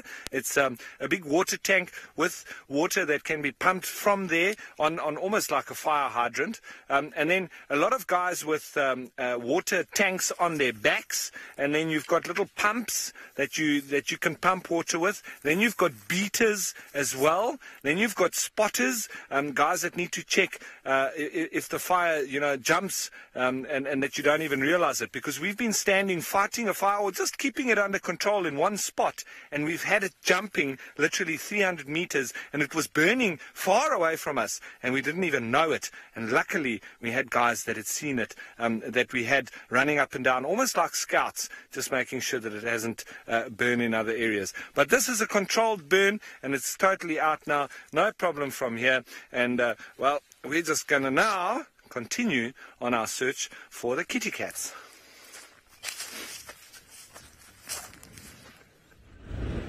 We are on the search for anything, frankly, with a heartbeat. It would be wonderful to find something with a heartbeat. We're nearly at Buffelshoek Waterhole, and very shortly we are going to tell the last and final episode 5 it will be, of the trials of Scuba Steve. Oh, there are some elephants as well, says Sebastian. He's managed to spot them. Marvellous. Are they invisible elephants? One invisible elephant. On that side. Oh, there he is. Oh, and oh my goodness. Quickly, forget the elephant. We have something to behold. Look at that.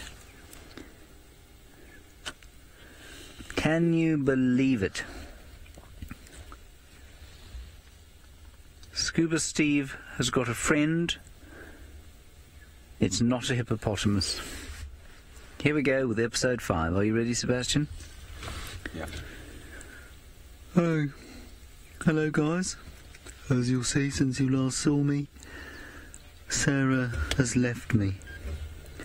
She decided that I was boring and that I did not fulfil her needs. She kept wanting to go out for the night, down to other spots like Chitwa, where there are lots of other hippopotamuses. I didn't want to do that.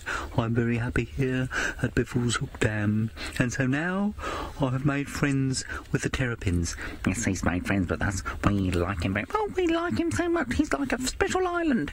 He's a special kind of an island, is this hippopotamus? Yes, he is. What do you say, Alan? Oh, he's a lovely, special kind of an island, isn't he? Isn't he, George? Yes, he is. Oh, look, here comes Peter. Oh, jump in the water. I think there's someone else coming. Oh, come on, guys, don't leave me alone.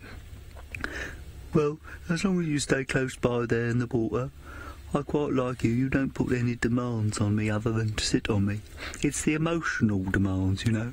It's the emotional strain of a relationship that really put me out.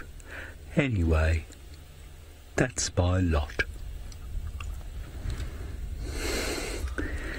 And so ends the episode of Scuba Steve. Let us go across to the elephant, who has now turned his bottom to us in disgust. How on earth we could possibly be looking at the world's most boring hippopotamus when we could have been looking at him? Young bull. There's another young bull in the Tambuti Grove just to the western side of the dam wall, but we'll go and have a look at him shortly. Let us remain here with that young bull. Must be a herd somewhere close by. He doesn't look quite old enough to be on his own.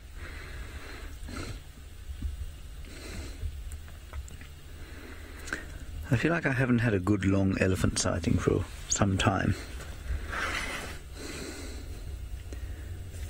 And of course in winter there's just this frantic need from all of them to do their best to find sufficient food to eat.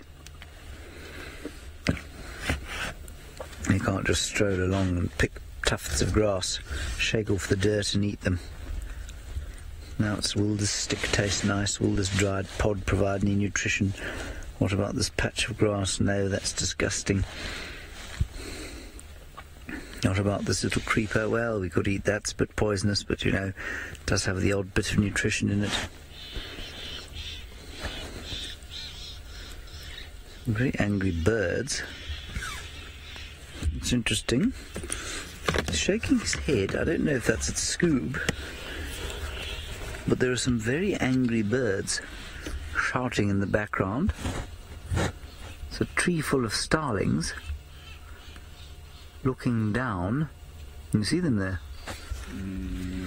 They are in that dead tree. Beyond the dead tree. There's a whole patch full of them. They're flitting about. If you just that's it. There's little blue spots there.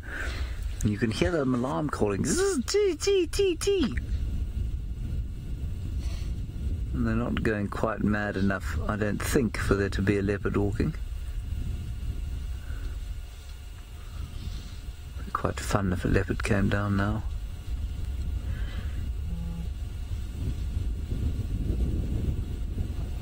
No.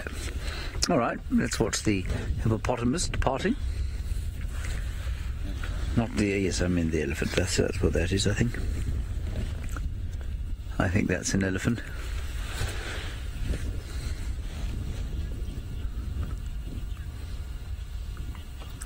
Yes, Mrs. Anam, it is very classic young bull having a little tantrum, shaking his head like that. A little bit like a sort of slightly spoiled 10-year-old child. Not a full tantrum, but just growing out of the tantrum phase. Of course, a young bull that throws a lot of tantrums could easily turn into an old bull that gives quite a lot of trouble. And let's hope that the older bulls in this vicinity will teach him some manners, which is what normally happens. Then in front of him we have the world's worst parents, and they are currently feeding side by side.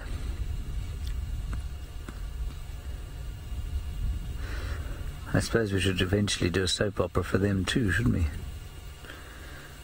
We'll have to pick an accent, national accent for them.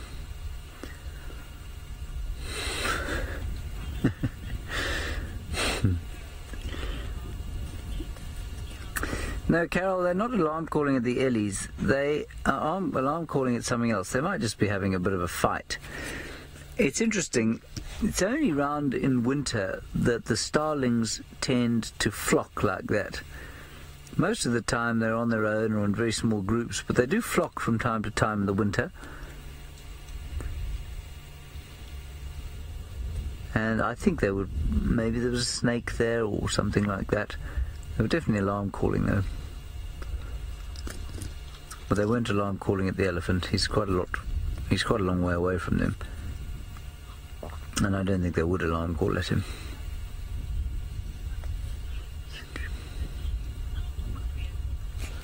Sydney is now on his own little bushwalk. I'm not sure what he's discovered.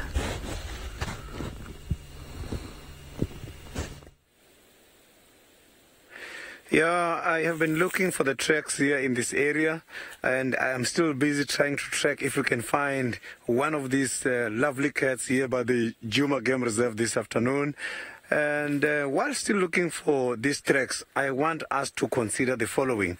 Right here in front of me, I have got something growing, and I'm not very sure what this one is. What I'm going to do is I am going to show you the difference between this plant and these other plants here nearby. So I just want to check the difference here between this and this one. So if you can check very nicely here on this is what is called a grass. And what makes this a grass is the following. You see, it has got this is what is called a node, and it has got that. This is what is called an internode. And if you can check here, by this one, there is no nodes and no internodes. So this is a tree, and this is a grass. If you look here, you see this is what is called the inflorescence. And here by the tree, there is no inflorescence. So if you can now check something again, is this leaf is attached to the stem, and it doesn't fall easily. And this leaf, it is attached to the stem, but it's not against the stem. So that is the difference between the grass and the tree. So here comes now a big question. Do we eat grass as human beings? I know a lot of people, they get confused when it comes to the difference between trees and grasses. All we think about is fruits we get from the trees, and forget that we also eat grass, and we eat grass every day. If you can check from our diet, we eat grass in the form of rice, and we eat grass in the form of sorghum, and we also eat grass in the form of maize. If you can check those plants, they have got nodes and internodes. Sorghum is what makes beer. In other words, as humans, we eat grass and we get drunk, we drink and get drunk from the grasses. It's just that we are not like the animals. Animals are not feeding on the processed grass. We are depending on the processed grass. So now we are going to head on towards the northwestern side of the game reserve and see if we can find something interesting. My hopes are very high this afternoon. I am very much convinced about what I saw this morning. The tracks were very much fresh. So we can now head on and see if we can find something by the northwestern side of the reserve. Let me get back to my lovely vehicle and see if we can find something.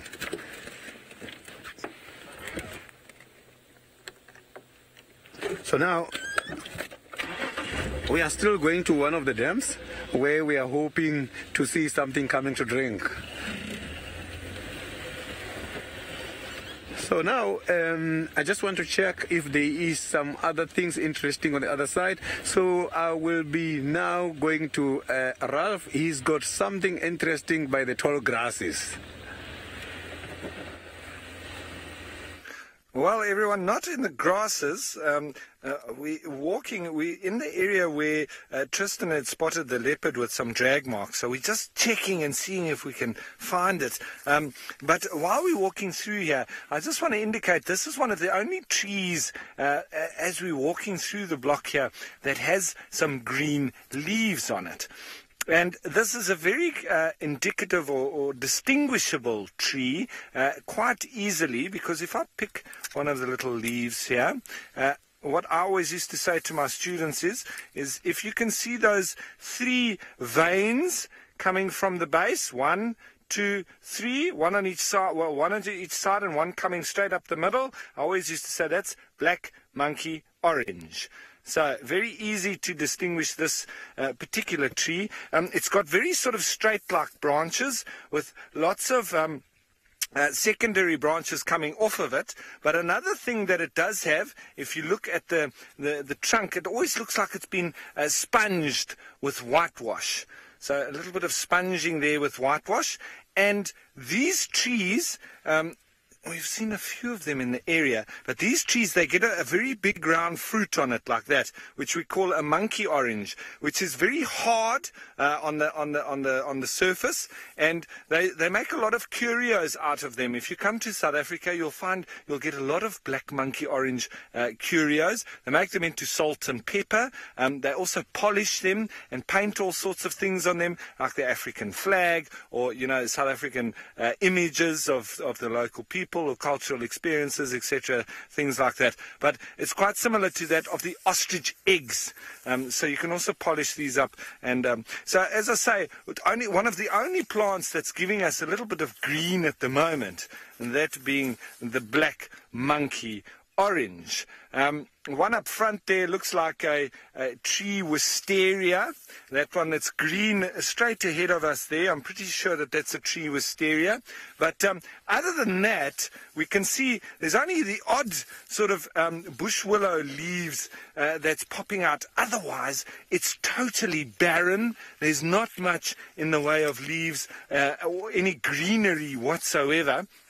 And so when we're now looking for the leopards, we're going on top of the termite mounds. We're actually trying to see if this particular leopard that we can see drag marks from, next to the fire break there, come into this block. We're now looking to see if we can find that it's dragged. It looks like it's either a duiker or a steenbok that it's been dragging, trying to see if it's up in the tree, but all with the same drab brown color. So it's quite difficult, and we're really straining our eyes to see if we can spot the spots and if we can see any animals hanging up in the tree. Now, we're going to continue straining our eyes, and it seems like Sydney doesn't need to strain anymore.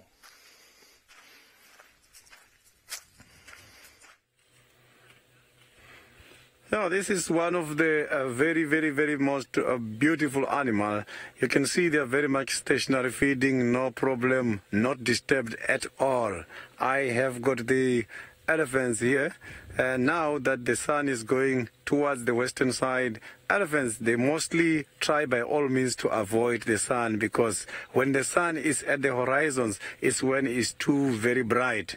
Something else you must remember about elephants is that they don't like the spotlights. So when the sun is shining too much on their eyes, they also experience problems. You can see now that elephant is trying to excrete some of the droppings. These animals, they can be able to eat up to 400 kilograms a day. And from that 400 kilograms, they are not going to digest everything. They are only going to digest just about 48% from the whole 400 kilograms. So that is why their droppings, they still have got quite a lot of materials which are not finally digested. So other animals, together with other insects, such as my favorite insects, dung beetles, they know that nutrients are still very highly available by the elephant droppings. So the elephants, they have got very big ears, and these ears helps them. When the sun is very hot, they use their ears in order to cool the body temperature. So they've got some vein system behind the ears, whereby when they're flapping the ears, then they can easily cool their body temperature. Look, they don't want to digest the sand and the soil. First, they grab the grass and they shake it a little bit, make use of their trunk. That trunk is a very strong equipment and is used for quite a lot of things. They grab from it and they also drink water from it, and they even nest their little ones. They give their little ones water from the very same trunk. So you can see that where I am and where that elephant is quite a very comfortable distance. It's not worried about me at all.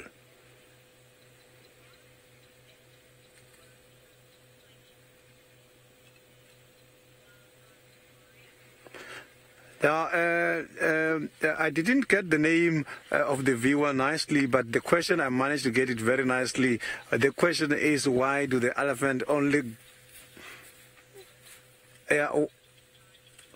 Wildlife Warrior has got a question about why this elephant got a little bit of hairs by the tip of the tail. If you can check, the tail is very close to the excretory organ for the droppings, which means when there is hairs on the tip of the tail, it helps them, because when there's things such as flies, they can be able to chase the flies away. So that is why they have got some hairs there on the tip of their tail. So these animals, they can hear very well, and their sense of smell is very good. Look at that head. Can you see that the elephant has got a big head? And that is telling us, it's a sign that these elephants, they've got a very big brain. So the elephants are very much intelligent. So you can see that the big head is telling you there is a very big brain stored inside there. So another interesting thing about elephant is their social structure. Yeah, the elephants, they've got a big brain and they are very much clever. You are right. Their social structure is interesting. Elephants are not like other animals. If you can check, elephants, they've got a matriarchal kind of a social structure, whereby these females, they've got high ranks. But if you go to other animals who's got that similar kind of a social structure, for instance, the spotted hyenas, you'll find that the male spotted hyenas, in terms of the size, they are way much smaller than the females. Females, they are much bigger. But to the elephant, it's not like that. You find the males, they are bigger than the females, but still, those males got to take orders from their females. In fact, the male elephants, they are the subordinates of the matriarch females.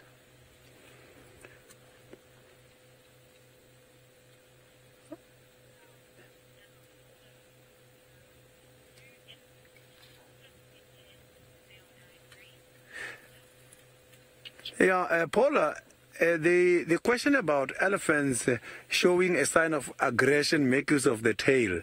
They don't really wave the tail when they're angry. They actually lift the tail up. And then some of the things you must have to consider is that when they're angry, you must check the ears. They flap their ears. But don't get confused, like I said earlier, that when the elephants are trying to cool their body temperature, they use the very same ears. So you're going to have to be very much careful. So you see, the elephants don't eat a lot of grasses. A high percentage of their diet is on trees and less grass, because the trees, they give them a lot of energy. There's quite a lot of protein available by the trees than by the grass. So he's trying to follow the others. No, it's quite a very big herd.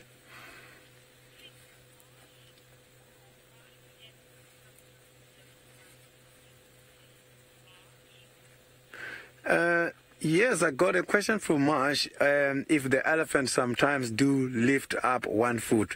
Elephants, they do that, especially when they're very much relaxed. You'll find them folding their back legs, and sometimes with one and tossing the ground, you find one tossing the ground. The interesting thing about them is that elephants cannot jump because of the big body size. So that is the disappointing part. They cannot jump at all.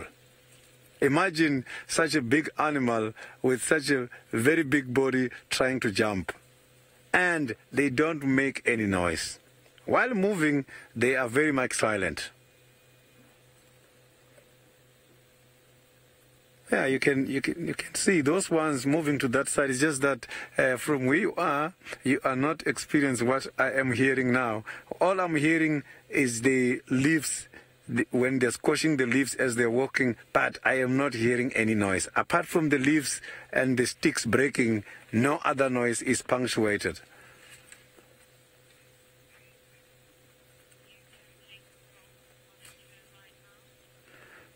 Yeah, it was a very great sighting. And then now let's hear what Rolf has got. I think he's got a very lovely story to tell about the termites. Thanks, Sydney. Well, I don't have any special story in particular. I'm just enjoying being in one of these really weird sculptures that the termites have made. And I always find it amazing how they do actually manage to build these kind of structures. With them being so tiny, I think I see some movement over here. But this is little ants that are moving around here. It's not termites. So that's not the guys that have actually made this. These are now just walking around on top. But what fascinates me is that how they've made this literally out of just soil and their saliva. And they've managed to be able to build this almost skyscrapers out here in the bush. And for me, it's incredible. I mean, look at the size of this. And you can see, if I just move around here, you can actually see the little intricacies that they have been building, all these little tunnels and things. This one is obviously not really finished yet, but you can see how it's sort of hollowed out on the inside, and each one would have been bringing up a little ball and placing it and pressing it on with their saliva. And the saliva's got enzymes that does assist in helping sticking this together. And they very often use quite a limey soil that does then sort of turn into a little bit more concrete and make it quite solid. I mean, it is literally like concrete. It's really, really, really solid. So it's quite amazing indeed. Now, Carrie, these mounds are quite warm, and I just want to find one of the holes because I was actually looking for one this morning. Here's one over here, and this is like a chimney for the termites over here. And very often, if it is active, and there's a big stone in the middle here, so I think it might be blocking the heat actually coming out. So they might be using a couple more of these chimneys. But normally when it's very cold in winter, you can actually use this as a heater. Because, now the question being, why is it so warm? Well, because below the surface of the soil here, these termites, they're actually cultivating a fungus, which helps them to digest the cellulose within grass, because they can't digest that. So they cultivate fungus, which will then, it's a symbiotic relationship between the termites and this fungus, and then they feed on the fungus. But with that being said, fungus needs quite specific conditions for them to be able to grow. And it's normally, I think it's between 32 and 36 degrees centigrade for the optimum temperature and growth of this fungus that the termites now need to keep for that fungus to grow. Because without it, they will die, and without the termites, the fungus will die. So it's very important that they keep this and maintain this temperature. And so that's why it's so warm. Right, we're going to continue on the search, but always wonderful to be in the presence of termites and their mounds. But I'm going to send you on over to James with some very big animals.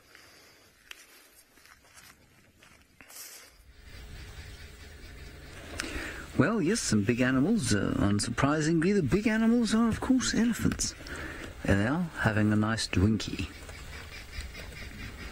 Perfect time for them to come down for tea. I know some people who'd be having their first evening drink by now, but the elephants are just having their tea. It is, after all, a Wednesday afternoon.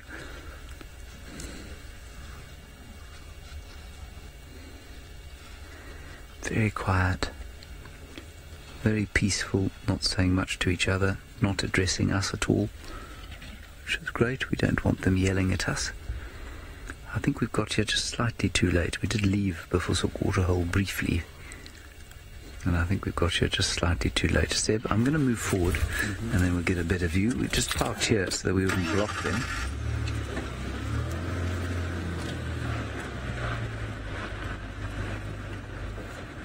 Safari Cell, I don't think there... Oh, here comes a little elephant, bustling out of the bushes there. Let me park so you can see him, Seb. Safari Cell, as far as I'm aware, their spines are not fragile any more than you'd expect them to be. I know that, of course, because we know elephants can bear load. They can be ridden, they can be sort of carriers of things.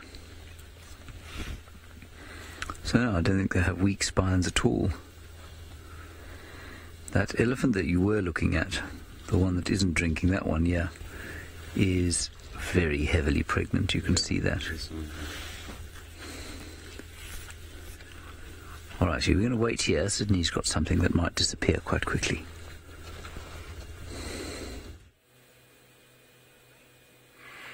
Yeah, this is one of the very pretty birds. And these birds, they are very much clever because they mostly target the areas whereby there is fires. When doing the fire breaks, you will see they will be hanging around there because they know that some of the animals, when the fire is burning, the insects will be flying and they will be catching for foraging purposes. So this is one of the pretty birds. It has got quite a lot of colors. I'm not too sure how many colors do they have. But the lilac-breasted rollers, if you come here during the summer season, you are going to love them because that is when they advertise themselves for mating purposes. You will see them doing what is called an acrobatic flight, whereby they will go high up, high elevations and roll. And that is where this name, lilac-breasted roller, is coming from. And coming down the surface, they will act as if they're going to hit the ground, and again, they will find their way. That roll is going to be punctuated with an interesting loud raucous sound like that is what they're going to do. Sometimes they don't sound like birds, They sound like very big animals. And if you don't know them, you are going to get confused and think maybe there is a dangerous animal in the area. Oh, that lilac-breasted roll decided to leave me, So we still have got a lot of lilac-breasted rollers in the game reserve, and then we're still going to find them. I think there is some other elephants activities taking place where James is. He's got maybe something to share with us.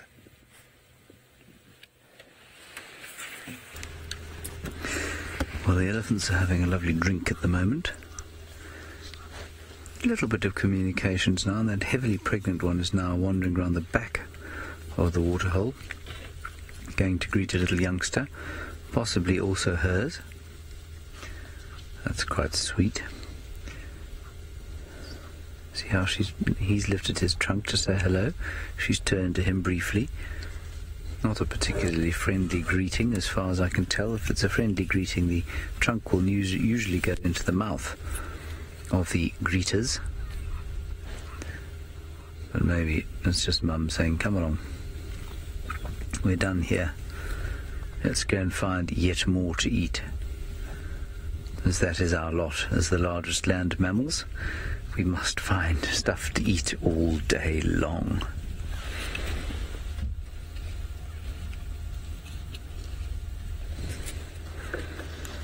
And always the lagging youngsters at the back, and the mother, or one of the females there, just chivying them up a bit, telling them to hurry up. Move it up. Let's get out of here.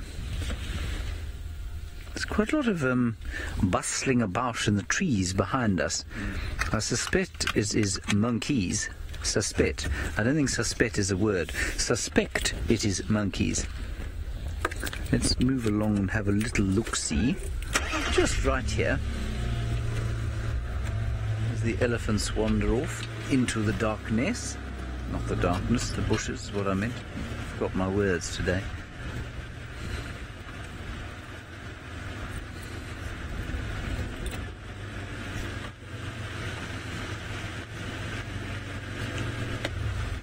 It's very interesting, can't see a thing.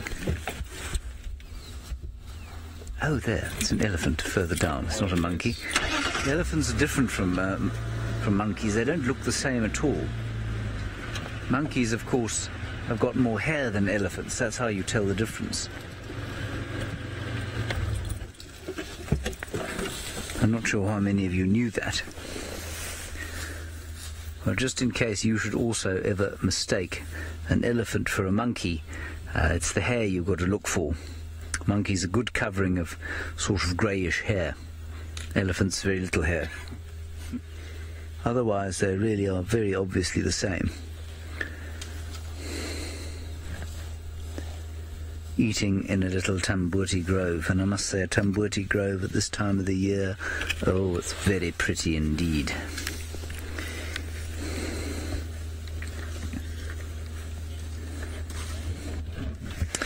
I'll be Rick, it really does depend on what the zoologists are feeling. Sometimes it's 2 species of elephants, sometimes it's 1 and a subspecies. So there are 2 kinds of elephants. They are the forest elephant and the savanna elephant. And sometimes people call them different subspecies, and sometimes people say they are different species entirely. I think at the moment, if I'm not mistaken, they're considered the same species, just different subspecies of each other. But that will probably change in the next 5 minutes. Very difficult to keep up with the zoologists. I think they find it very difficult keeping up with themselves.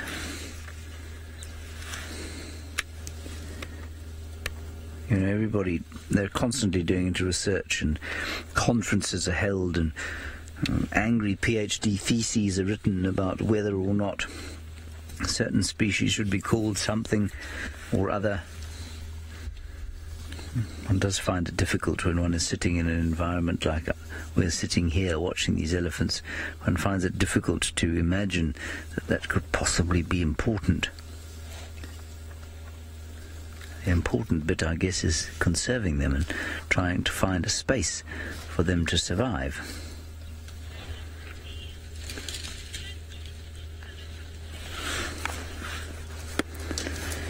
Yes, I've no doubt it can, Anna-Marie. I'm pretty sure that tannin can have a deleterious effect on an elephant's stomach, on anything's stomach. I'm sure there are different levels of tannin tolerance. Also, tannin is not one thing. Tannin is a sort of group of chemicals, and I'm sure different tannins will have different effects on different animals. I know that kudu, for example, with mapani leaves, can get themselves into trouble. They can block their stomachs entirely. We don't get mapani trees here. Elephants will eat them, but they'll eat them sparingly, and they'll eat them at certain times of the year. So yes, I'm sure it can affect their digestive systems. I think in an environment like this, where elephants have been part of the natural environment for many hundreds of thousands of years, it would be unusual to find trees that produced a toxin that didn't in some way affect their major predator. And of course, an elephant is a major predator to most of the trees that we have out here, or certainly many of the trees that we have out here. Still eating a bit of grass, that fellow. I'm pretty sure these are just young bulls that are going to catch up with the herd as night falls, just asserting a little bit of independence, you know, as we all did at one stage of our lives, Sebastian. I'm sure you well know when you were a young buck, trying to pretend that you were older than you actually were. You to grow old when you're young. Exactly. To be younger when you get old. Exactly. In case you didn't hear that, the universal truth of wanting to be older when you're young and wanting to be younger when you're old.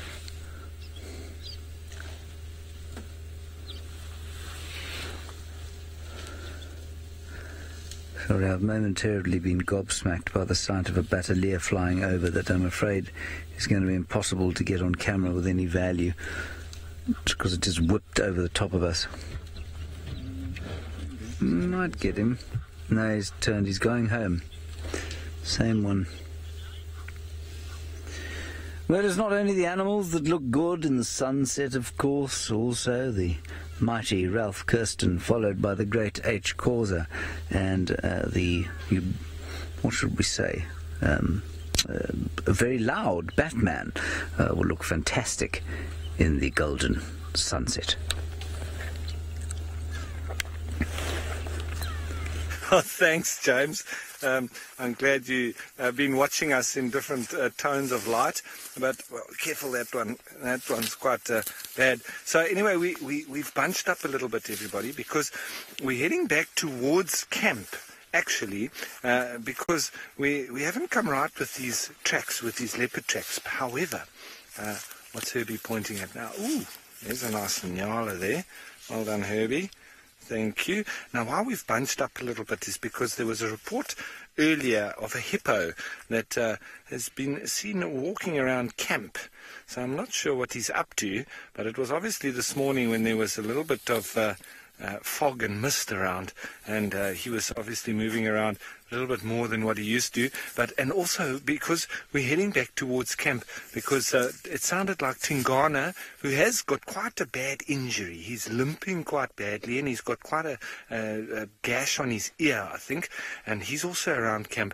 Now, if you know, injured cats can be a little bit aggressive, so we're just staying together a little bit more as a group, just to be sure, you know, with these potentially dangerous animals. We just want to have our wits about us a little bit more, but we would like to also have a look at them.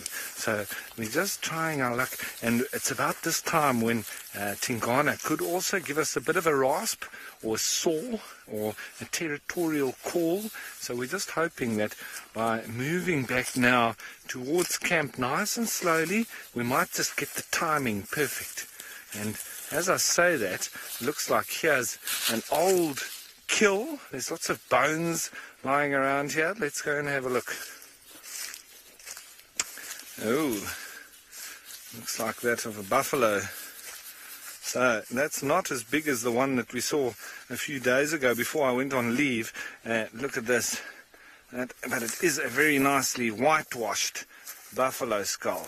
It's quite pretty, that, isn't it? I like it. It is definitely.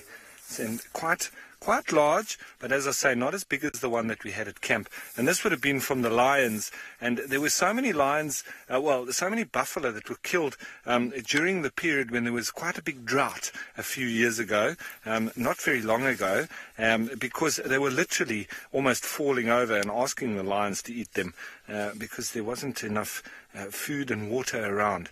So shame. There was the buffalo did take a heavy toll during that stage, and you can see now how a lot of the bones still scattered around here. I'm sure the hyenas would have had quite a lot of chewing that they would have done on these, and they've literally been totally stripped. But you can see on a lot of them they do have, you know, just these little cracks in that. That's normally when hyenas crunch down on this, and then you start to get all these little cracks that you would have there. So, because they would have had to be chewing off all the meat off of these as well. So it's always nice to come and have a look at bones like this, especially once they've been really cleaned up. I mean, there's not a single morsel of meat left on here. It's been eaten by the hyenas and then finished off by the ants. Right, we're going to continue on and get a little bit closer to where hopefully we're going to hear Tingana shortly. But I hear that Sydney's off the vehicle.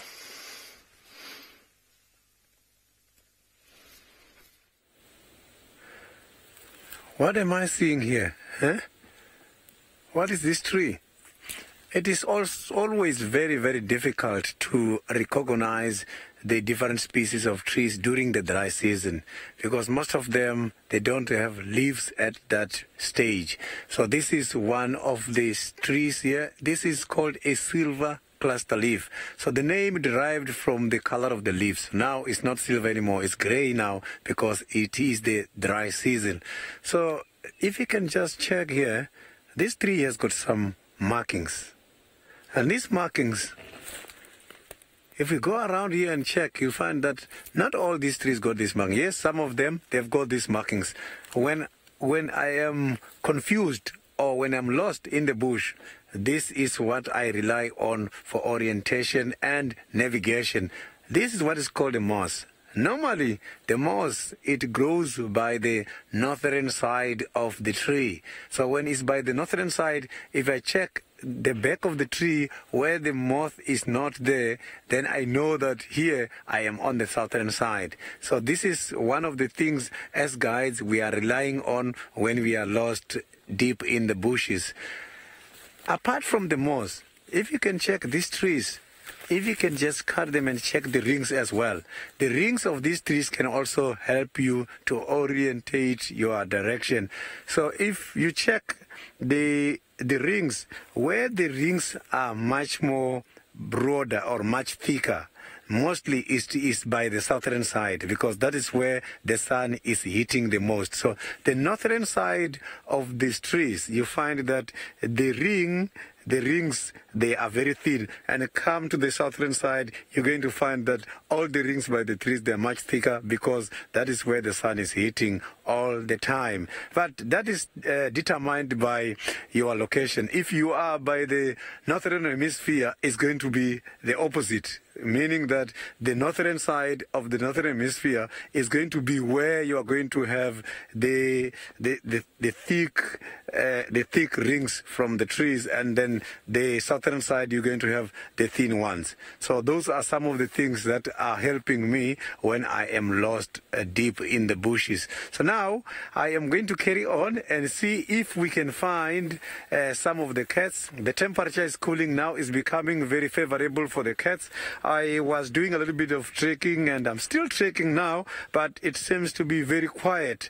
And then I hope the last few minutes of the game drives, we are going to see something. I am hoping for the best.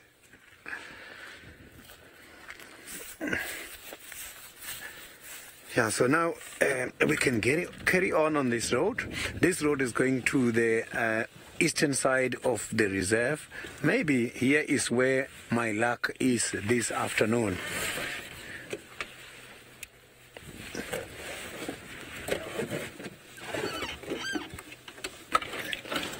Let's see what is going to happen.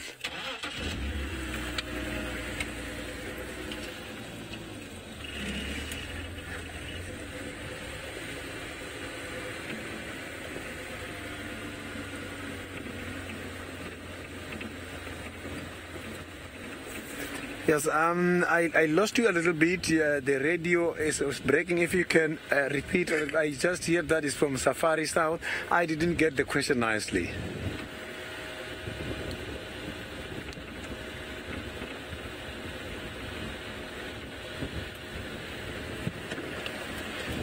The question from Safari South, yes, the weaver nest as well, they help us to locate the direction as well, because if you can check this nest, mostly they target the eastern side of the sun. So they check the eastern side is whereby they know they are going to enjoy most of the sun in the mornings.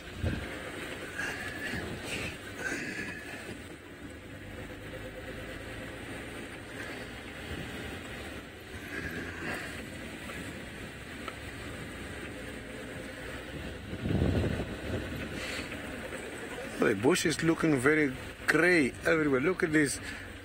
With the sunset, you see, the bush is looking very beautiful, eh? And the reflection of the sun on this bush is phenomenal. I did pick up a very strong scent of the largest land mammal, the elephant, again.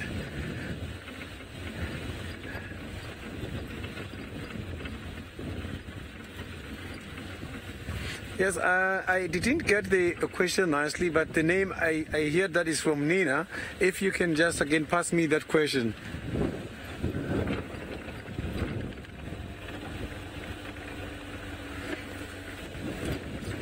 We do have the fever trees in Africa, Nina. It's just that now all the trees that are termed acacias are not acacias anymore. In Africa, it has been discovered that we don't have the acacia trees. We only having what is called vachelia. So all the acacias are now vachelia. So the fever trees, they are part of the acacia family, which is now vacacia.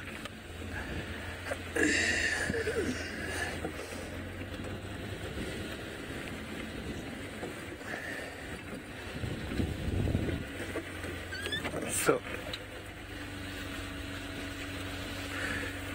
yeah, as I'm still looking for the cats here, I am now going to see if maybe Ralph is having something on his side. I am going to try my luck by the eastern side. Well, everyone, we're still just hoping that in this twilight time we might hear Tingana calling. Now, as you can see, we're in the area of the non-existent Vuyatela Dam, and look at those clouds in the background there as well. They're really starting to now almost look purple. And it's not because they're laden with heavy water like they're going to rain. I think it's just because of the reflection of the sun busy starting to set. So we're still slowly making our way back towards camp. And there you can see the sun starting to go down on that side.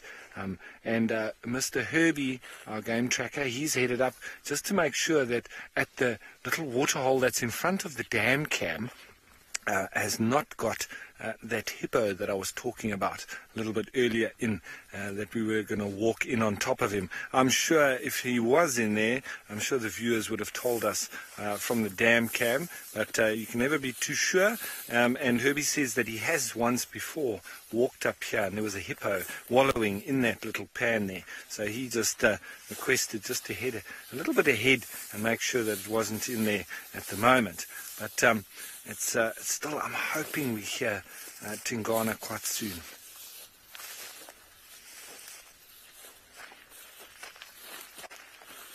Now, Crafty Stash, the animals, there generally will be little water points that management will make available for the animals. Like, I'm going to take you up now, Crafty Stash, and just show you these kind of little almost artificial water holes, but the point is because, the animals aren't able to migrate anymore as they would do over massive distances.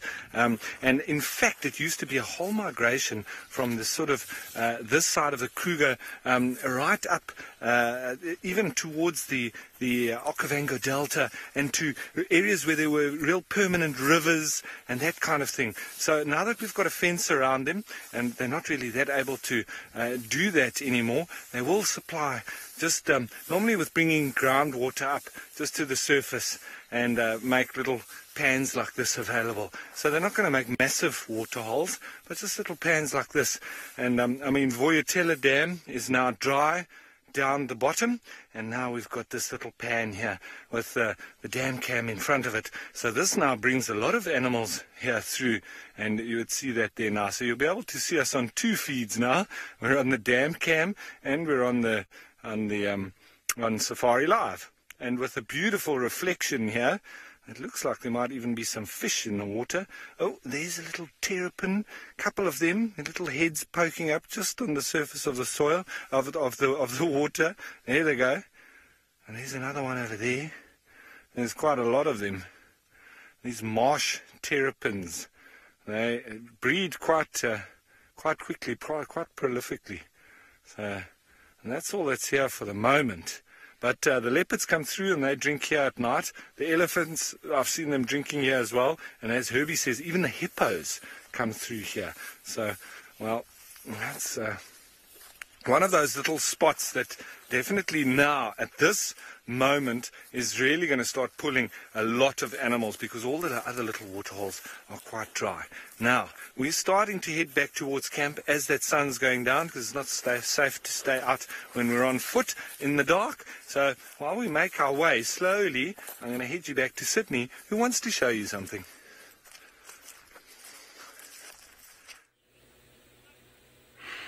Quite a beautiful sunset in Africa.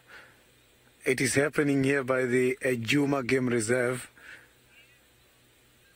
That is beautiful, phenomenal. Eh? Look at the skies. Africa is beautiful.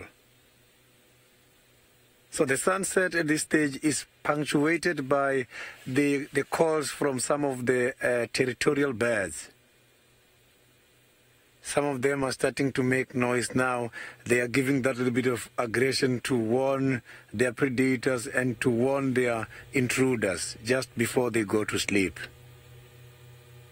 Look at that marula tree right in front of us. It's looking dry, but it's not dry.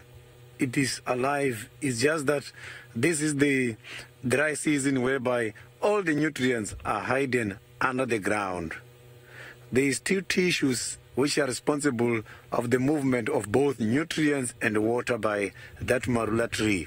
One is called a xylem, which is responsible to take water from under the ground up to the branches. And when everything is processed up by the branches, that is where you are going to find another tissue called the phloem, which is now going to take all the processed nutrients and hide it under the ground by the roots, which serve as a storage organ during the dry season.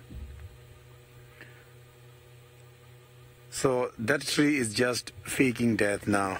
But some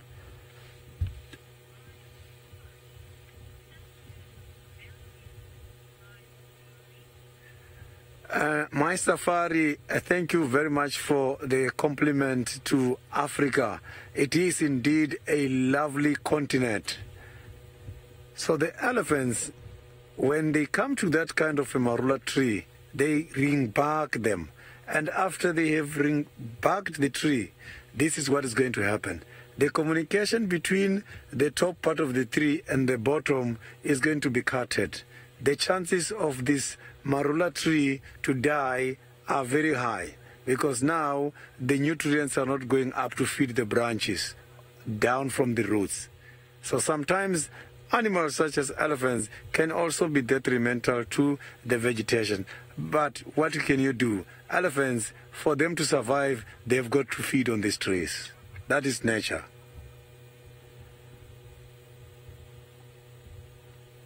Look at that.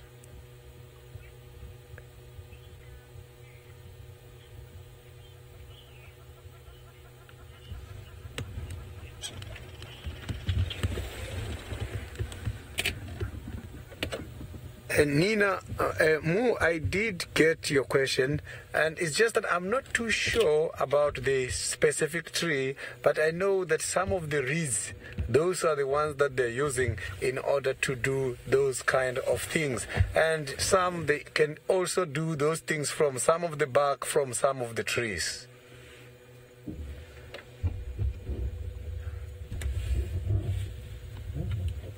Look at that sky, eh? The one with the reddish purple. Look at that.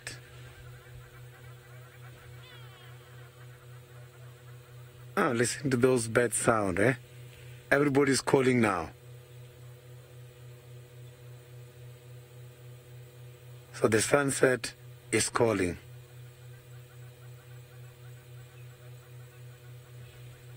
Okay, I am going to carry on now and see if we're going to find something by the dam. We are now going to Ralph. Ralph is walking right into the sunset. Maybe from where he is, he's still got a better sighting of such a lovely sunset. Hello, everyone. Well, we're just walking up here. Now, we were just walking past the dam cam at the little pan next to Tella, and we've been looking at the tracks. Now, I don't want to start an argument, but between Herbie and myself, we're looking at these tracks that have actually walked past here this morning, and we want to contest. We didn't see those cats or which female it was. I know the viewers saying that it was Shudulu, but just from the track, it really does not look like Shadulu's track. It looks like Tandi's track, and the habits of what the cat actually did as well.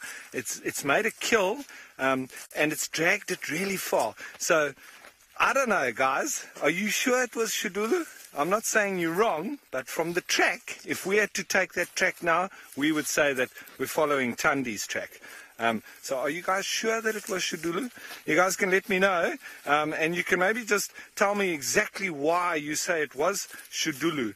Because, as I say, from the track and from the habit of what we saw went on there, we're pretty sure that that was Shadulu, but, excuse me, Tandi. But we welcome being proven wrong. But as I say, from the track, it's a tiny little track, and it almost looks like Tlalamba's little track, because her tracks are now almost that size as well. And Shadulu, she's almost got a small male size track. And as I say, not just from that, but also then from what she did with the kill, dragging it for so far, and then moving it. We believe that if it was Shadulu, she would have gone straight up a tree. And so the size of the track plus what she did, we're leaning towards Tandi. So you guys prove us wrong. I welcome that. Please do. And that would be great. And nobody commenting just yet, but you guys are going to obviously be looking on your screenshots and so on. Let's see why you said it was Shadulu. Because Herbie and I are both saying, we think you're wrong. But as I say, it's not about having an argument now.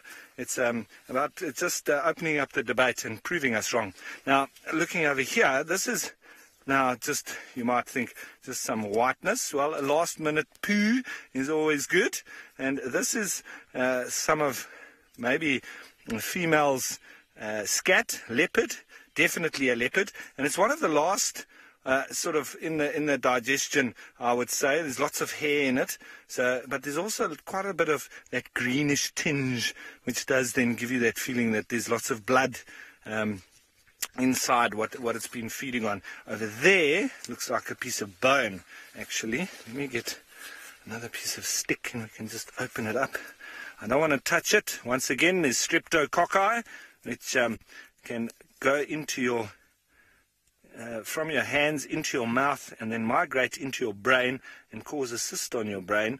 And the only way you get it out is through brain surgery. So I'm not going to be touching that with my hands, but that is definitely quite a nice fragment of bone there, and also lots of hair. Look at that, lots of hair in it. So I wonder, it's quite darkish hair. It's not like that light hair that you would get from an impala or from a steenbok. I would say this is probably more so like duiker fur. Look at that, rather dark, eh? I would say duiker or scrub hair. Maybe scrub hair and lots of bone fragments. So that's what I would think, having a look at that. Always nice to dig around inside the scat. You can see from hyena, you can't really make out too much of what they've been eating because they digest almost everything. But with lion and leopard, you can very often see what they have been eating because you can see the color of the hair, you can see a lot of the fragments of bones. You often have nails and teeth and stuff coming through, which you won't have with hyenas. They break all of this down. You have the odd little thing that you might get through with hyena, but you won't have hair coming through like this. They digest bones, teeth, claws, nails, all of that. And it just comes through. When you break up hyena scat like this, it literally just becomes a fine little powder. But anyway, it's quite interesting. Definitely a female-sized scat, and I say that just by this size here, in terms of the diameter there. So definitely a female scat. And we say scat for predators or carnivores. We say feces for omnivores. That would be like even baboons, and sometimes even bush pig. And then we would say dung for your herbivores. So this is from a pure carnivore, a predator. And so there we would definitely say a scat. It's nice and interesting then.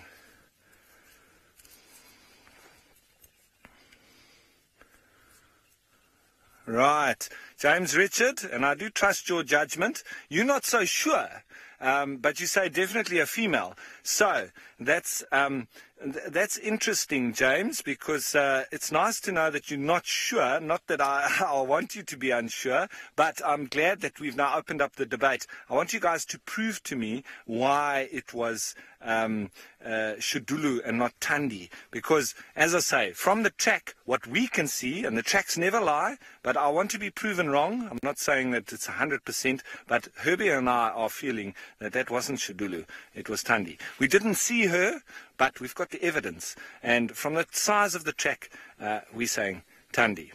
Definitely. So, anyway, definitely, maybe, not quite sure. We want you to prove us wrong.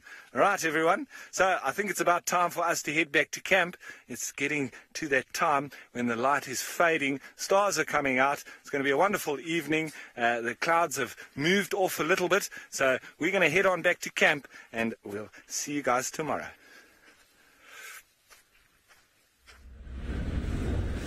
It is a gorgeous, gorgeous evening, and I suspect that, unfortunately, it is the herald of another cold front, which I suspect also is the herald of a continuingly cold winter, which I suspect also is perhaps the herald of a wet summer to come. It's normally how it works. I mean, I say that as if it's some sort of scientific fact. It isn't. It's my impression, which might be entirely false. I did hear on the radio that somebody has heard a leopard calling somewhere around the south central parts of Juma, so we'll head down there with a great speed. Well, a relative speed. Now remember, as we go into the darkness, we do rely heavily on your conversation. You may ask us any questions, as long as you don't ask us what we're going to see during the night, because normally we give you a long list and arrive home without seeing any of those things. But anything else you're welcome to ask us. Oh, one of those things that we never manage to find at night is what Sydney's found.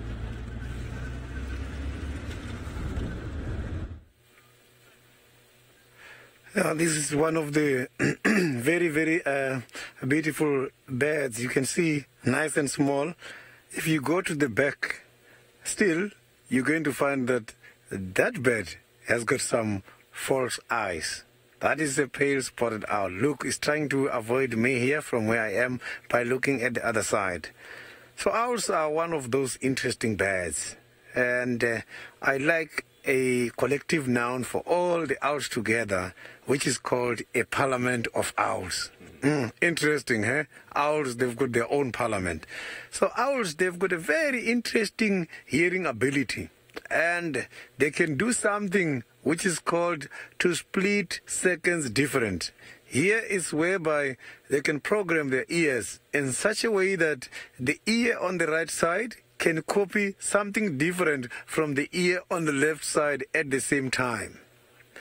Like now, I am talking, that owl is hearing me, but is trying again to listen to what he was concentrating about before I got here.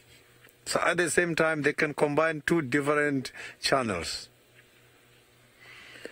So you can see that it's very fast, eh? So I'm very sure that the small birds in this area, they are not aware that this owl is here because it's so very much camouflaged. Normally, small birds, when they hear these kind of birds calling or when they detect them, they come and chase them. They fight them. So they don't trust the owls. They know that owls can easily predate them. Oh, now he decided to leave us at a very high speed. That was a lovely sighting. So it's a sign that the sun has gone down now. It's now the beginning of a nocturnal life. So we are going to be looking for some of the nocturnals. We are lucky so far. Our first nocturnal animal has just flew away. So let's see what we are going to find next.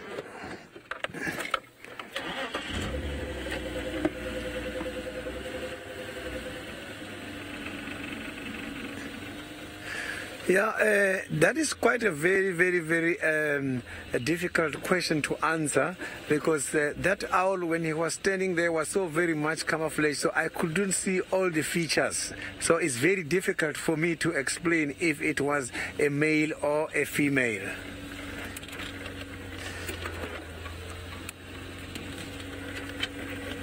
So we are still going to carry on now towards the eastern direction of the reserve. Maybe we're going to find other owls, different species, or the same species, and observe nicely and see if they are males or females.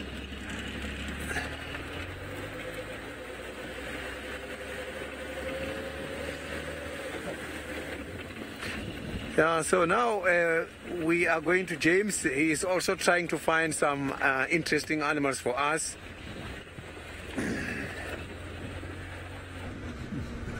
Yes, desperately trying to find interesting animals. We're nearing in on Twin Dams, so we might get lucky there. That's a waterhole, the south central parts of the reserve, where apparently Hosana was not too far away from yesterday. Not today, so I'm not sure we're going to see him. Let's just head down there. I'm not sure if we're going to see anything, but we'll do our best. The luck I think I have ridden for the last 2 weeks or so may have finally run out. Alas and alack.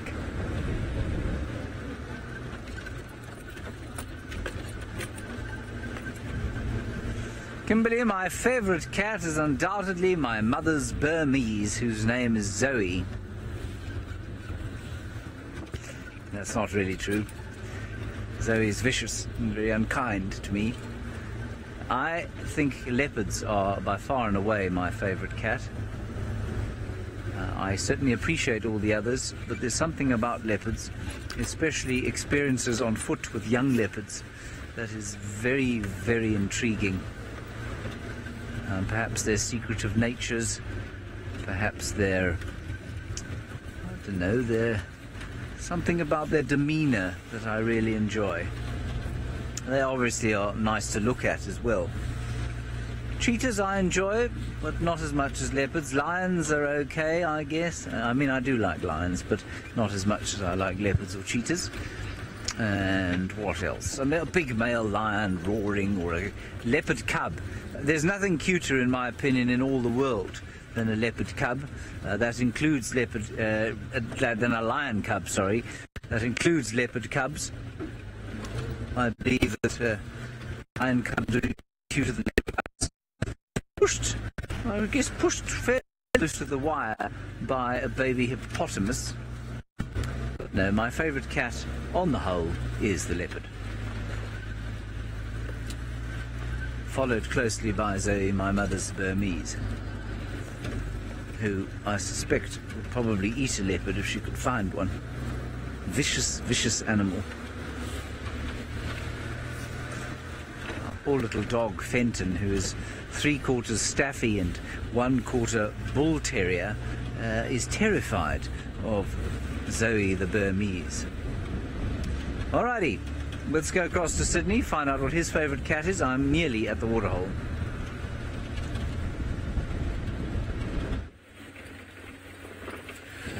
Yeah, I am not that very far away from the waterhole now. I am heading there just to go and see if there is some interesting activities taking place.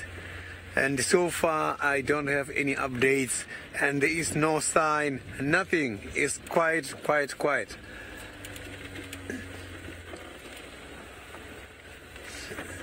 So I'm just doing some trekking a little bit as well. So, but I have not yet noticed any track for any cats, not even a hyena. Because you know, these cats and the hyenas, they are always walking not very far away from each other. Hyenas, mostly here in Juma, they are always behind the big cats.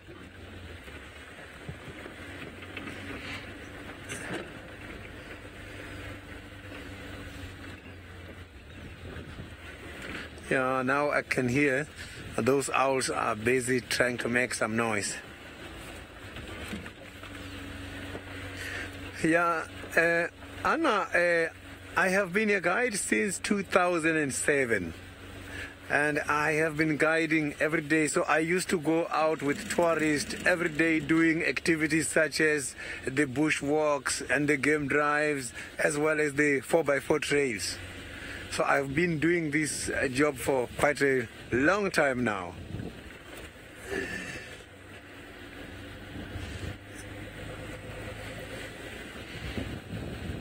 So it's just that the environment where I come from is completely different from here.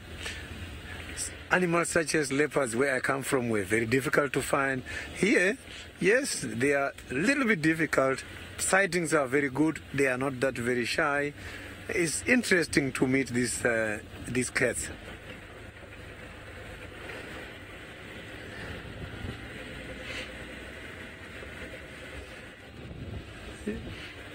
Yeah, it is. Let me just switch off my engine and try to listen to the bush. Maybe I'm gonna hear something happening. So now we are going to James and see if maybe he's got a sighting. We do. We've got a leopard here. Can't tell who it is. Thinking it's Tundi. Just briefly in the bushes. Yeah, that's a angry lady. Still got her there. Kind of. She was heading towards us, was she? Yes, but now I think she's behind those bushes there. It's a very difficult area to get into, everyone. There she is. She's right here, in front of us. Just going to tell this person who's chasing, or not chasing, station, she's coming back across towards Tundams Road. Let's just try and see who we're looking at here. Yeah, I'm 90% sure that is Tandy. Not yet. I'm live. I'll get back to you now. All right, let's see if we can get her on the road there. Are you all agreeing with me that is Tundi from the very brief look we had at her? Here she comes. There she is.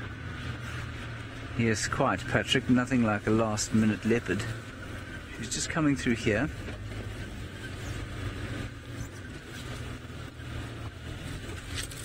Watch out there. Sorry, Seb. She's going to come out here. With any luck. Here she is.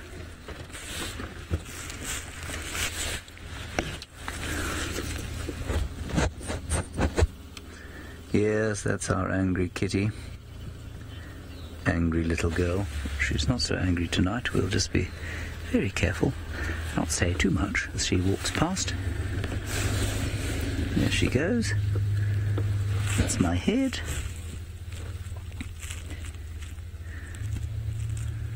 What a lovely leopard sighting. This is just a perfect leopard sighting because she's behaving, of course, exactly like a leopard should.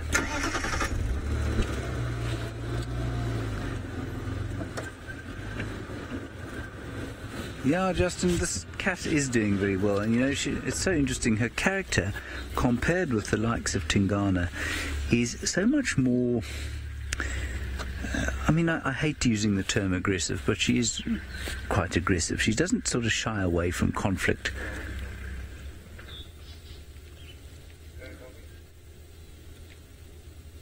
She's just flicking her tail to try and make sure that any birds there are don't give her away. She's looking a bit skinny. Could use a meal.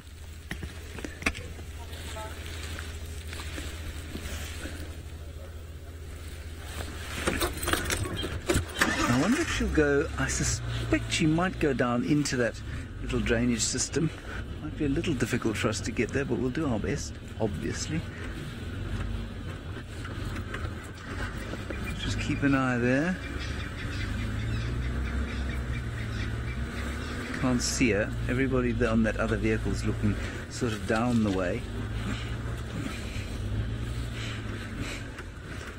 See if we can get another look. There's quite a steep bank there, so I'm not sure that she'll necessarily take that plunge. She's at the base of that tree going down now. Down? Yeah. Alright, she's gone down into the... Sorry, Meg, what was that last comment?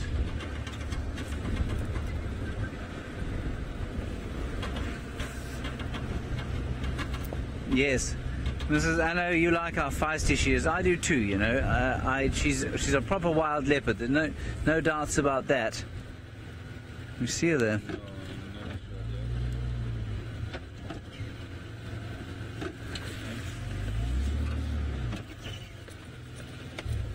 There she is. She's right at the base there. I think I can see her there. Charlotte, have you still got a view there? Just go right a bit from there.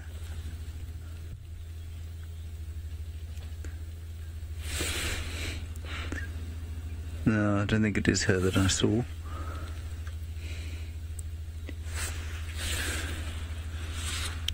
Charlotte, have you got a view?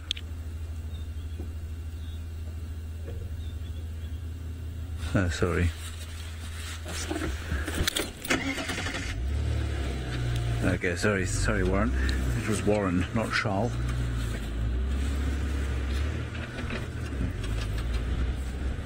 All right, we'll try and get another go while we go across and find out what Sydney's looking for.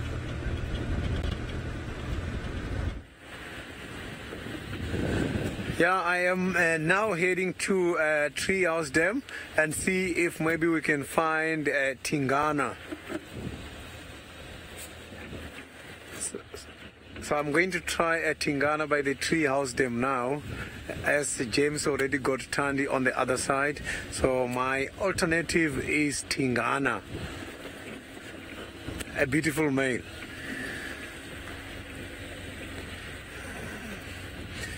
But so far I don't have any sign of Tingana.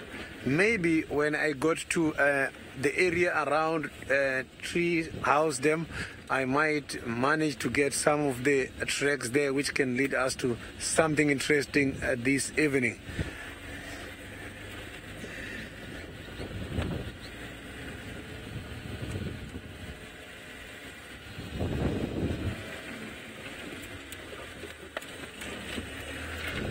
Yeah, I thank you very much to all those who are wishing me all the best with regards to the Tingana sighting.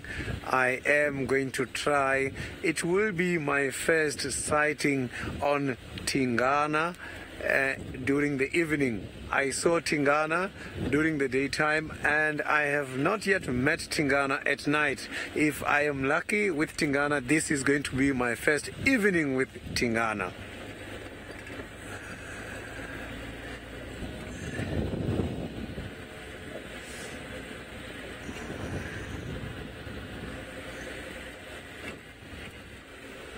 Yeah, there's still no tracks yet.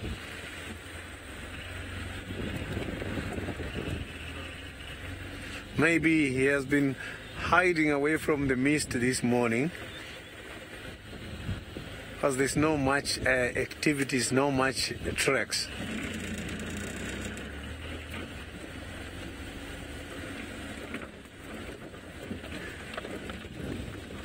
I got a very interesting story about a leopard. Some time ago I was on a guided walk and I was not too sure if there was a leopard in the area. Off we went. On our way back, I heard something making noise and I went closer just to investigate. I was not even thinking that it's a cat. I just wanted to see what was going on there. When I got there, I found that it is a leopard and I was charged. And all my tourists were very, very, very much nervous, because I left them with my backup. And then I said, stand here, let me go just and check what is going on there. When I got there, I found that it was a leopard. He was not doing anything. I think he was just giving us a warning. Maybe he thought that we could see him where we were and we were not aware of his presence. That is the day I got nervous a little bit.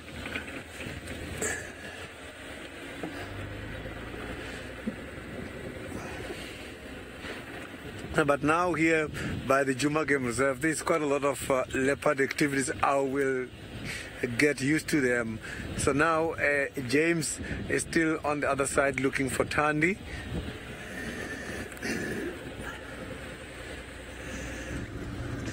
Yeah, I'm afraid we haven't had any luck. She crossed into that little riverbed and doesn't seem to have come across. There are 3 or 4 different people looking, or 3 of us looking for her. naturally there are more sticks that you've had hot breakfast around here, so it will make a little bit of a noise as we turn around. Let's drive around the spot here. I wonder if she hasn't killed something a little bit further south and is now going to fetch her daughter, Kalamba, now 9 months old, the mischievous one.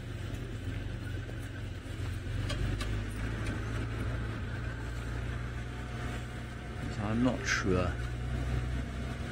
This is more her traditional territory, you see. Kemal, we saw Kalamba 2 days ago. 3 days ago. Well, when was the TV show? There's a rabbit, at least a scrub hair. So we saw her on Sunday morning. Sunday morning we saw her. We looked for her on Sunday afternoon, didn't find her. Found her tracks all over the place on Monday, but we haven't seen her for a little while. She does come towards a little pan over here from time to time. She may have gone down to ground in the bushes over there. Just checking I have my radio up. Make sure that nobody else isn't in fact watching her as we look.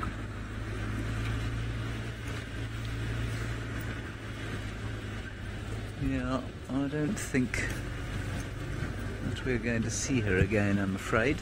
But we're going to try. Certainly going to do our level best. There's a nightjar on the road. Sure, what do you mean? Why don't leopards move around? What do you mean? Why are they in the similar areas? How do we know it's always Tundi kind of thing? Well, they're just very territorial, sure. It's how they've evolved to live. They have a demarcated area that they defend fairly aggressively against con-specifics, if you like. Those territories do shift. Their sizes don't vary a great deal, but they do live in defined territories. And without those territories, well, I guess the whole system would kind of break down. So that's why they don't move around. That's why we're always seeing Tundi. Well, not always, but that's why she's the most common female that we'll see. And the possibility for us seeing territorial females extends to Tundi, her daughter Guchava, Shidulu from the west, and possibly a female from the north. But that's basically it, because that's what Djuma covers. You know, Djuma covers 1,200 hectares or so, which is about 12 square kilometers, which is about the size of 2 female leopard territories. If I'm not mistaken. I think I'm not mistaken. I think we're now into the realms of desperate hope. So let's turn around, go back the way we came, and head off to Sydney.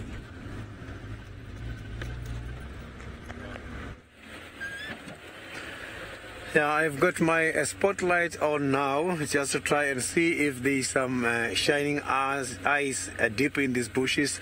I am heading to Tree House Dam, where maybe I'm hoping maybe activities are taking place there by this time of the night. So if I see any eyes shining there, I am going to check. Maybe it's one of the animals I am looking for this evening. So I'm hoping to see Tingana.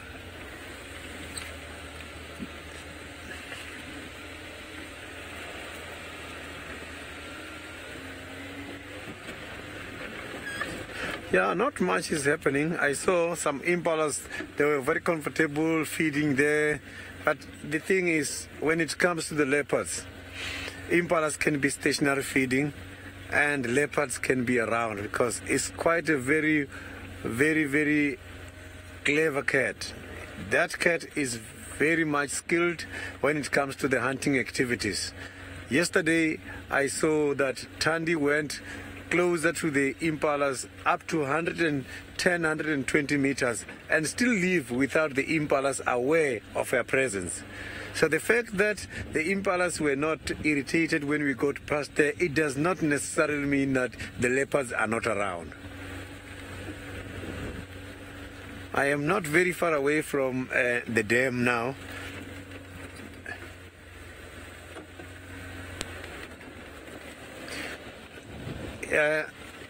Come again, I didn't copy that question. I just got that the question is from Valley.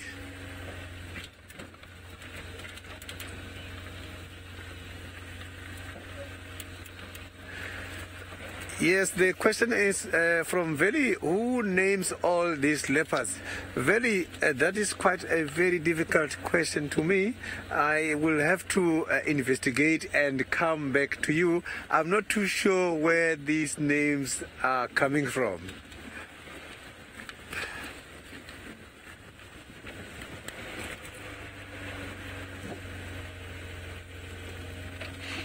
I am right at the dam now.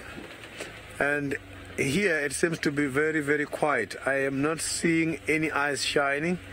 What I'm seeing there now is... So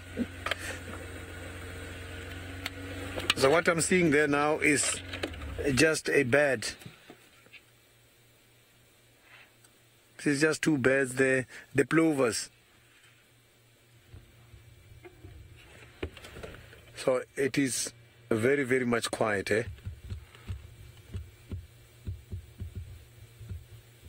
So the blacksmith plovers are those birds that mostly concentrate near the water holes.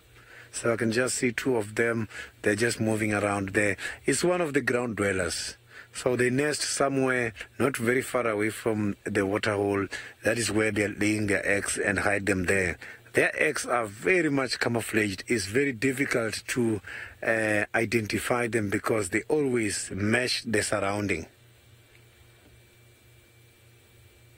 And if there is anything moving around this dam, they will be the first one to tell me. So these birds are very much inquisitive and they can be very much aggressive if there is activities taking place close to their nest.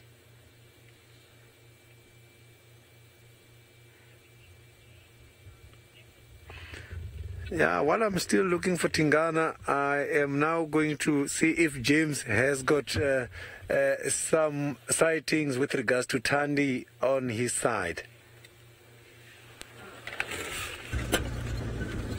We have had a brief sight of her again. She's just walking through this very thick area. Can't see in front of me. May hit a log. Not sure. I also don't want to give her a fright. There are 3 vehicles now following her at night, so if we don't get a nice view of her here now, I think what we're going to do is can this malarkey, you see, and decide that we had a nice view and we'll find her in the day. Well, we've got her. Yeah? I think it's shadows playing tricks. I think she's just over here in front of us somewhere.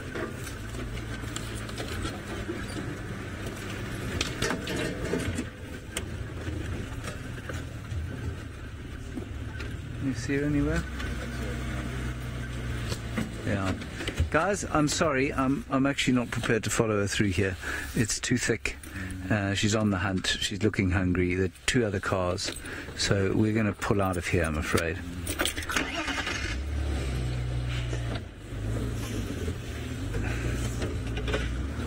All right, Sydney is going from waterhole to waterhole. Very good plan. He's now at the next one.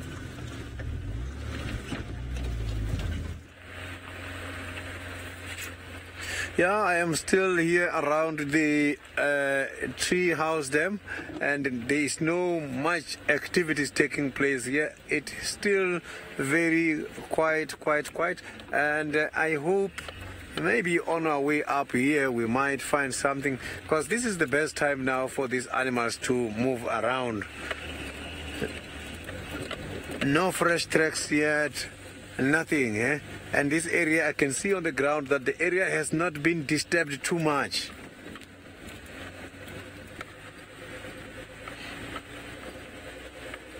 Maybe this Tingana is watching me.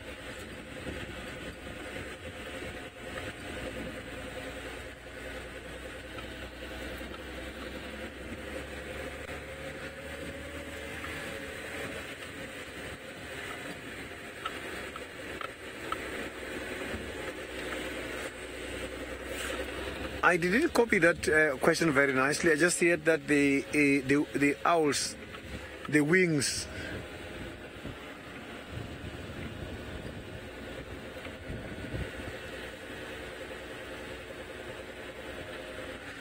Yeah, that is one of those questions which has to be investigated. I am not too sure if the owls, the wings are whole or not. So, but I will go and double check and see if they are. And if they are not, I will tell you tomorrow.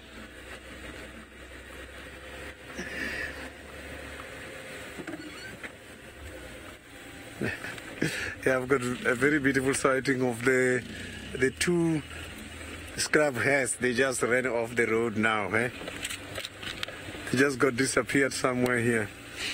They were right on the road. Here is one of them.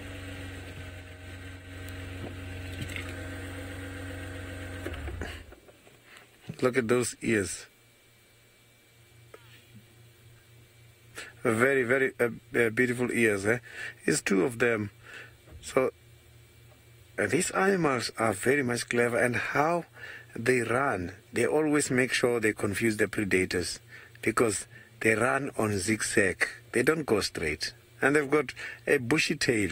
Sometimes they will lift up that tail, and when the tail is up, the bright fluffy hairs shows, and they know that their predator is going to mark that. And when they are by the thick bushes, or sometimes they decide to sit. When they sit down, then they match the surrounding. So it's always very difficult for the predators to relocate them. So it's one of the methods they're using in order to avoid the detection by their predators. Look at the ears, always moving, So the hind legs are always way much bigger than the front legs. See how this animal is sitting is exactly how high the front legs are. You see, they've got a very big pupil.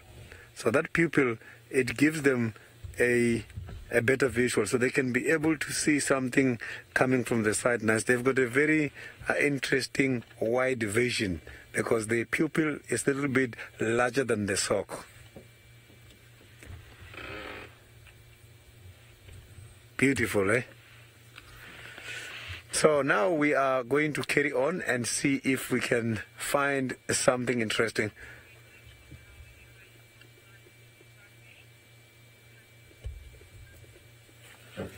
Yeah, the scrub hair, I didn't want to shine the spotlight by the eyes. That's why I was shining on the ground, so that I don't disturb the eyesight of that scrub hair.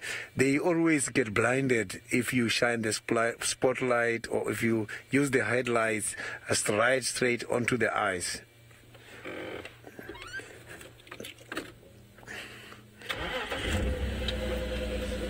So shining the lights and the spotlights, it can be very detrimental to their eyes.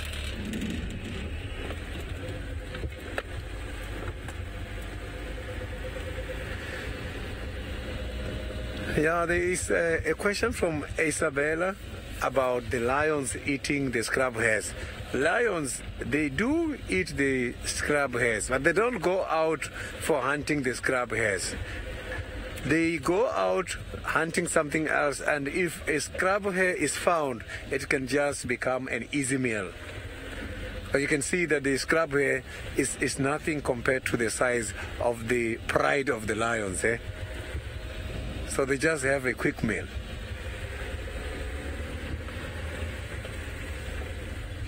Let's see, apart from the scrub hair, maybe we might find something in this area.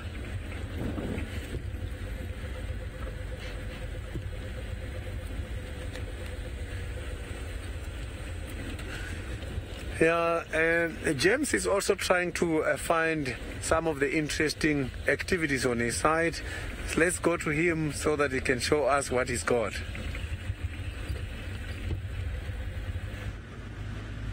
Yes, I've got my spotlight, which is a very nice orange color. You can't see that, of course, because you're looking at me in black and white.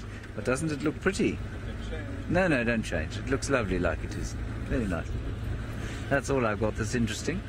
In terms of activity, I'm conducting the orchestra with my beam of light. It has just spotted a creature, possibly something that was trying to hide from us.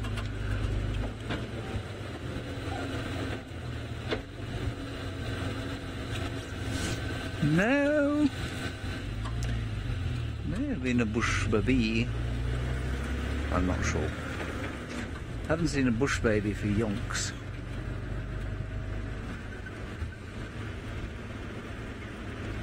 Tim Tom, a baboon can be dangerous. Yes, absolutely, it is possible. Normally in the wild they are not, however. So if we were to come across them on foot, they would run away from us. They may watch us from a distance, but they're not dangerous. It is when human beings start to feed baboons or start to leave their belongings out so that baboons can get at them that they become dangerous. And certainly around some camps in the Kruger National Park, in fact I think they've pretty much solved that problem, but at fairly lethal means. I don't think they were particularly sensitive about it. A long time ago, not recently. But certainly around the Cape, the baboons are very dangerous because they've learned not to fear people. And it starts with people being careless. Mostly it starts with people feeding them. And no matter how hard you try to tell people don't feed the wildlife, you can guarantee that on a daily basis people are flinging food out at the baboons and then taking photographs of them. And that's basically what causes the issue. But in the wild, baboons are not dangerous to human beings at all, even though they could literally tear us limb from limb if they wanted to. It's like chimpanzees. Chimpanzees in the wild are also considered fairly, well, not innocuous, but they're not dangerous to human beings if you find one in the wild normally. But as soon as they become familiar with human beings and they become familiar with how human beings are, or how weak we are, it's very easy for them to figure out that should they become angry with us, they can do some serious damage. So as with most animals, in fact, there's very little danger until they lose their fear of us. And that normally comes with us feeding them and interacting with them. Same would happen with a leopard, same will happen with a lion, same will happen, that's why these people get nailed when they go to these sort of what they call rehabilitation camps, which are often not much more than glorified zoos, in fact not very glorified. All right everyone, that is it from this edition of Safari Live, Sunset Safari. We will see you tomorrow morning at 06:30 to 08:30, still doing drone tests from 05:30 to 06:30. Thank you very much for your questions, your comments. Nobody insulted me today, for which I'm very grateful. We'll see you tomorrow. Bye-bye.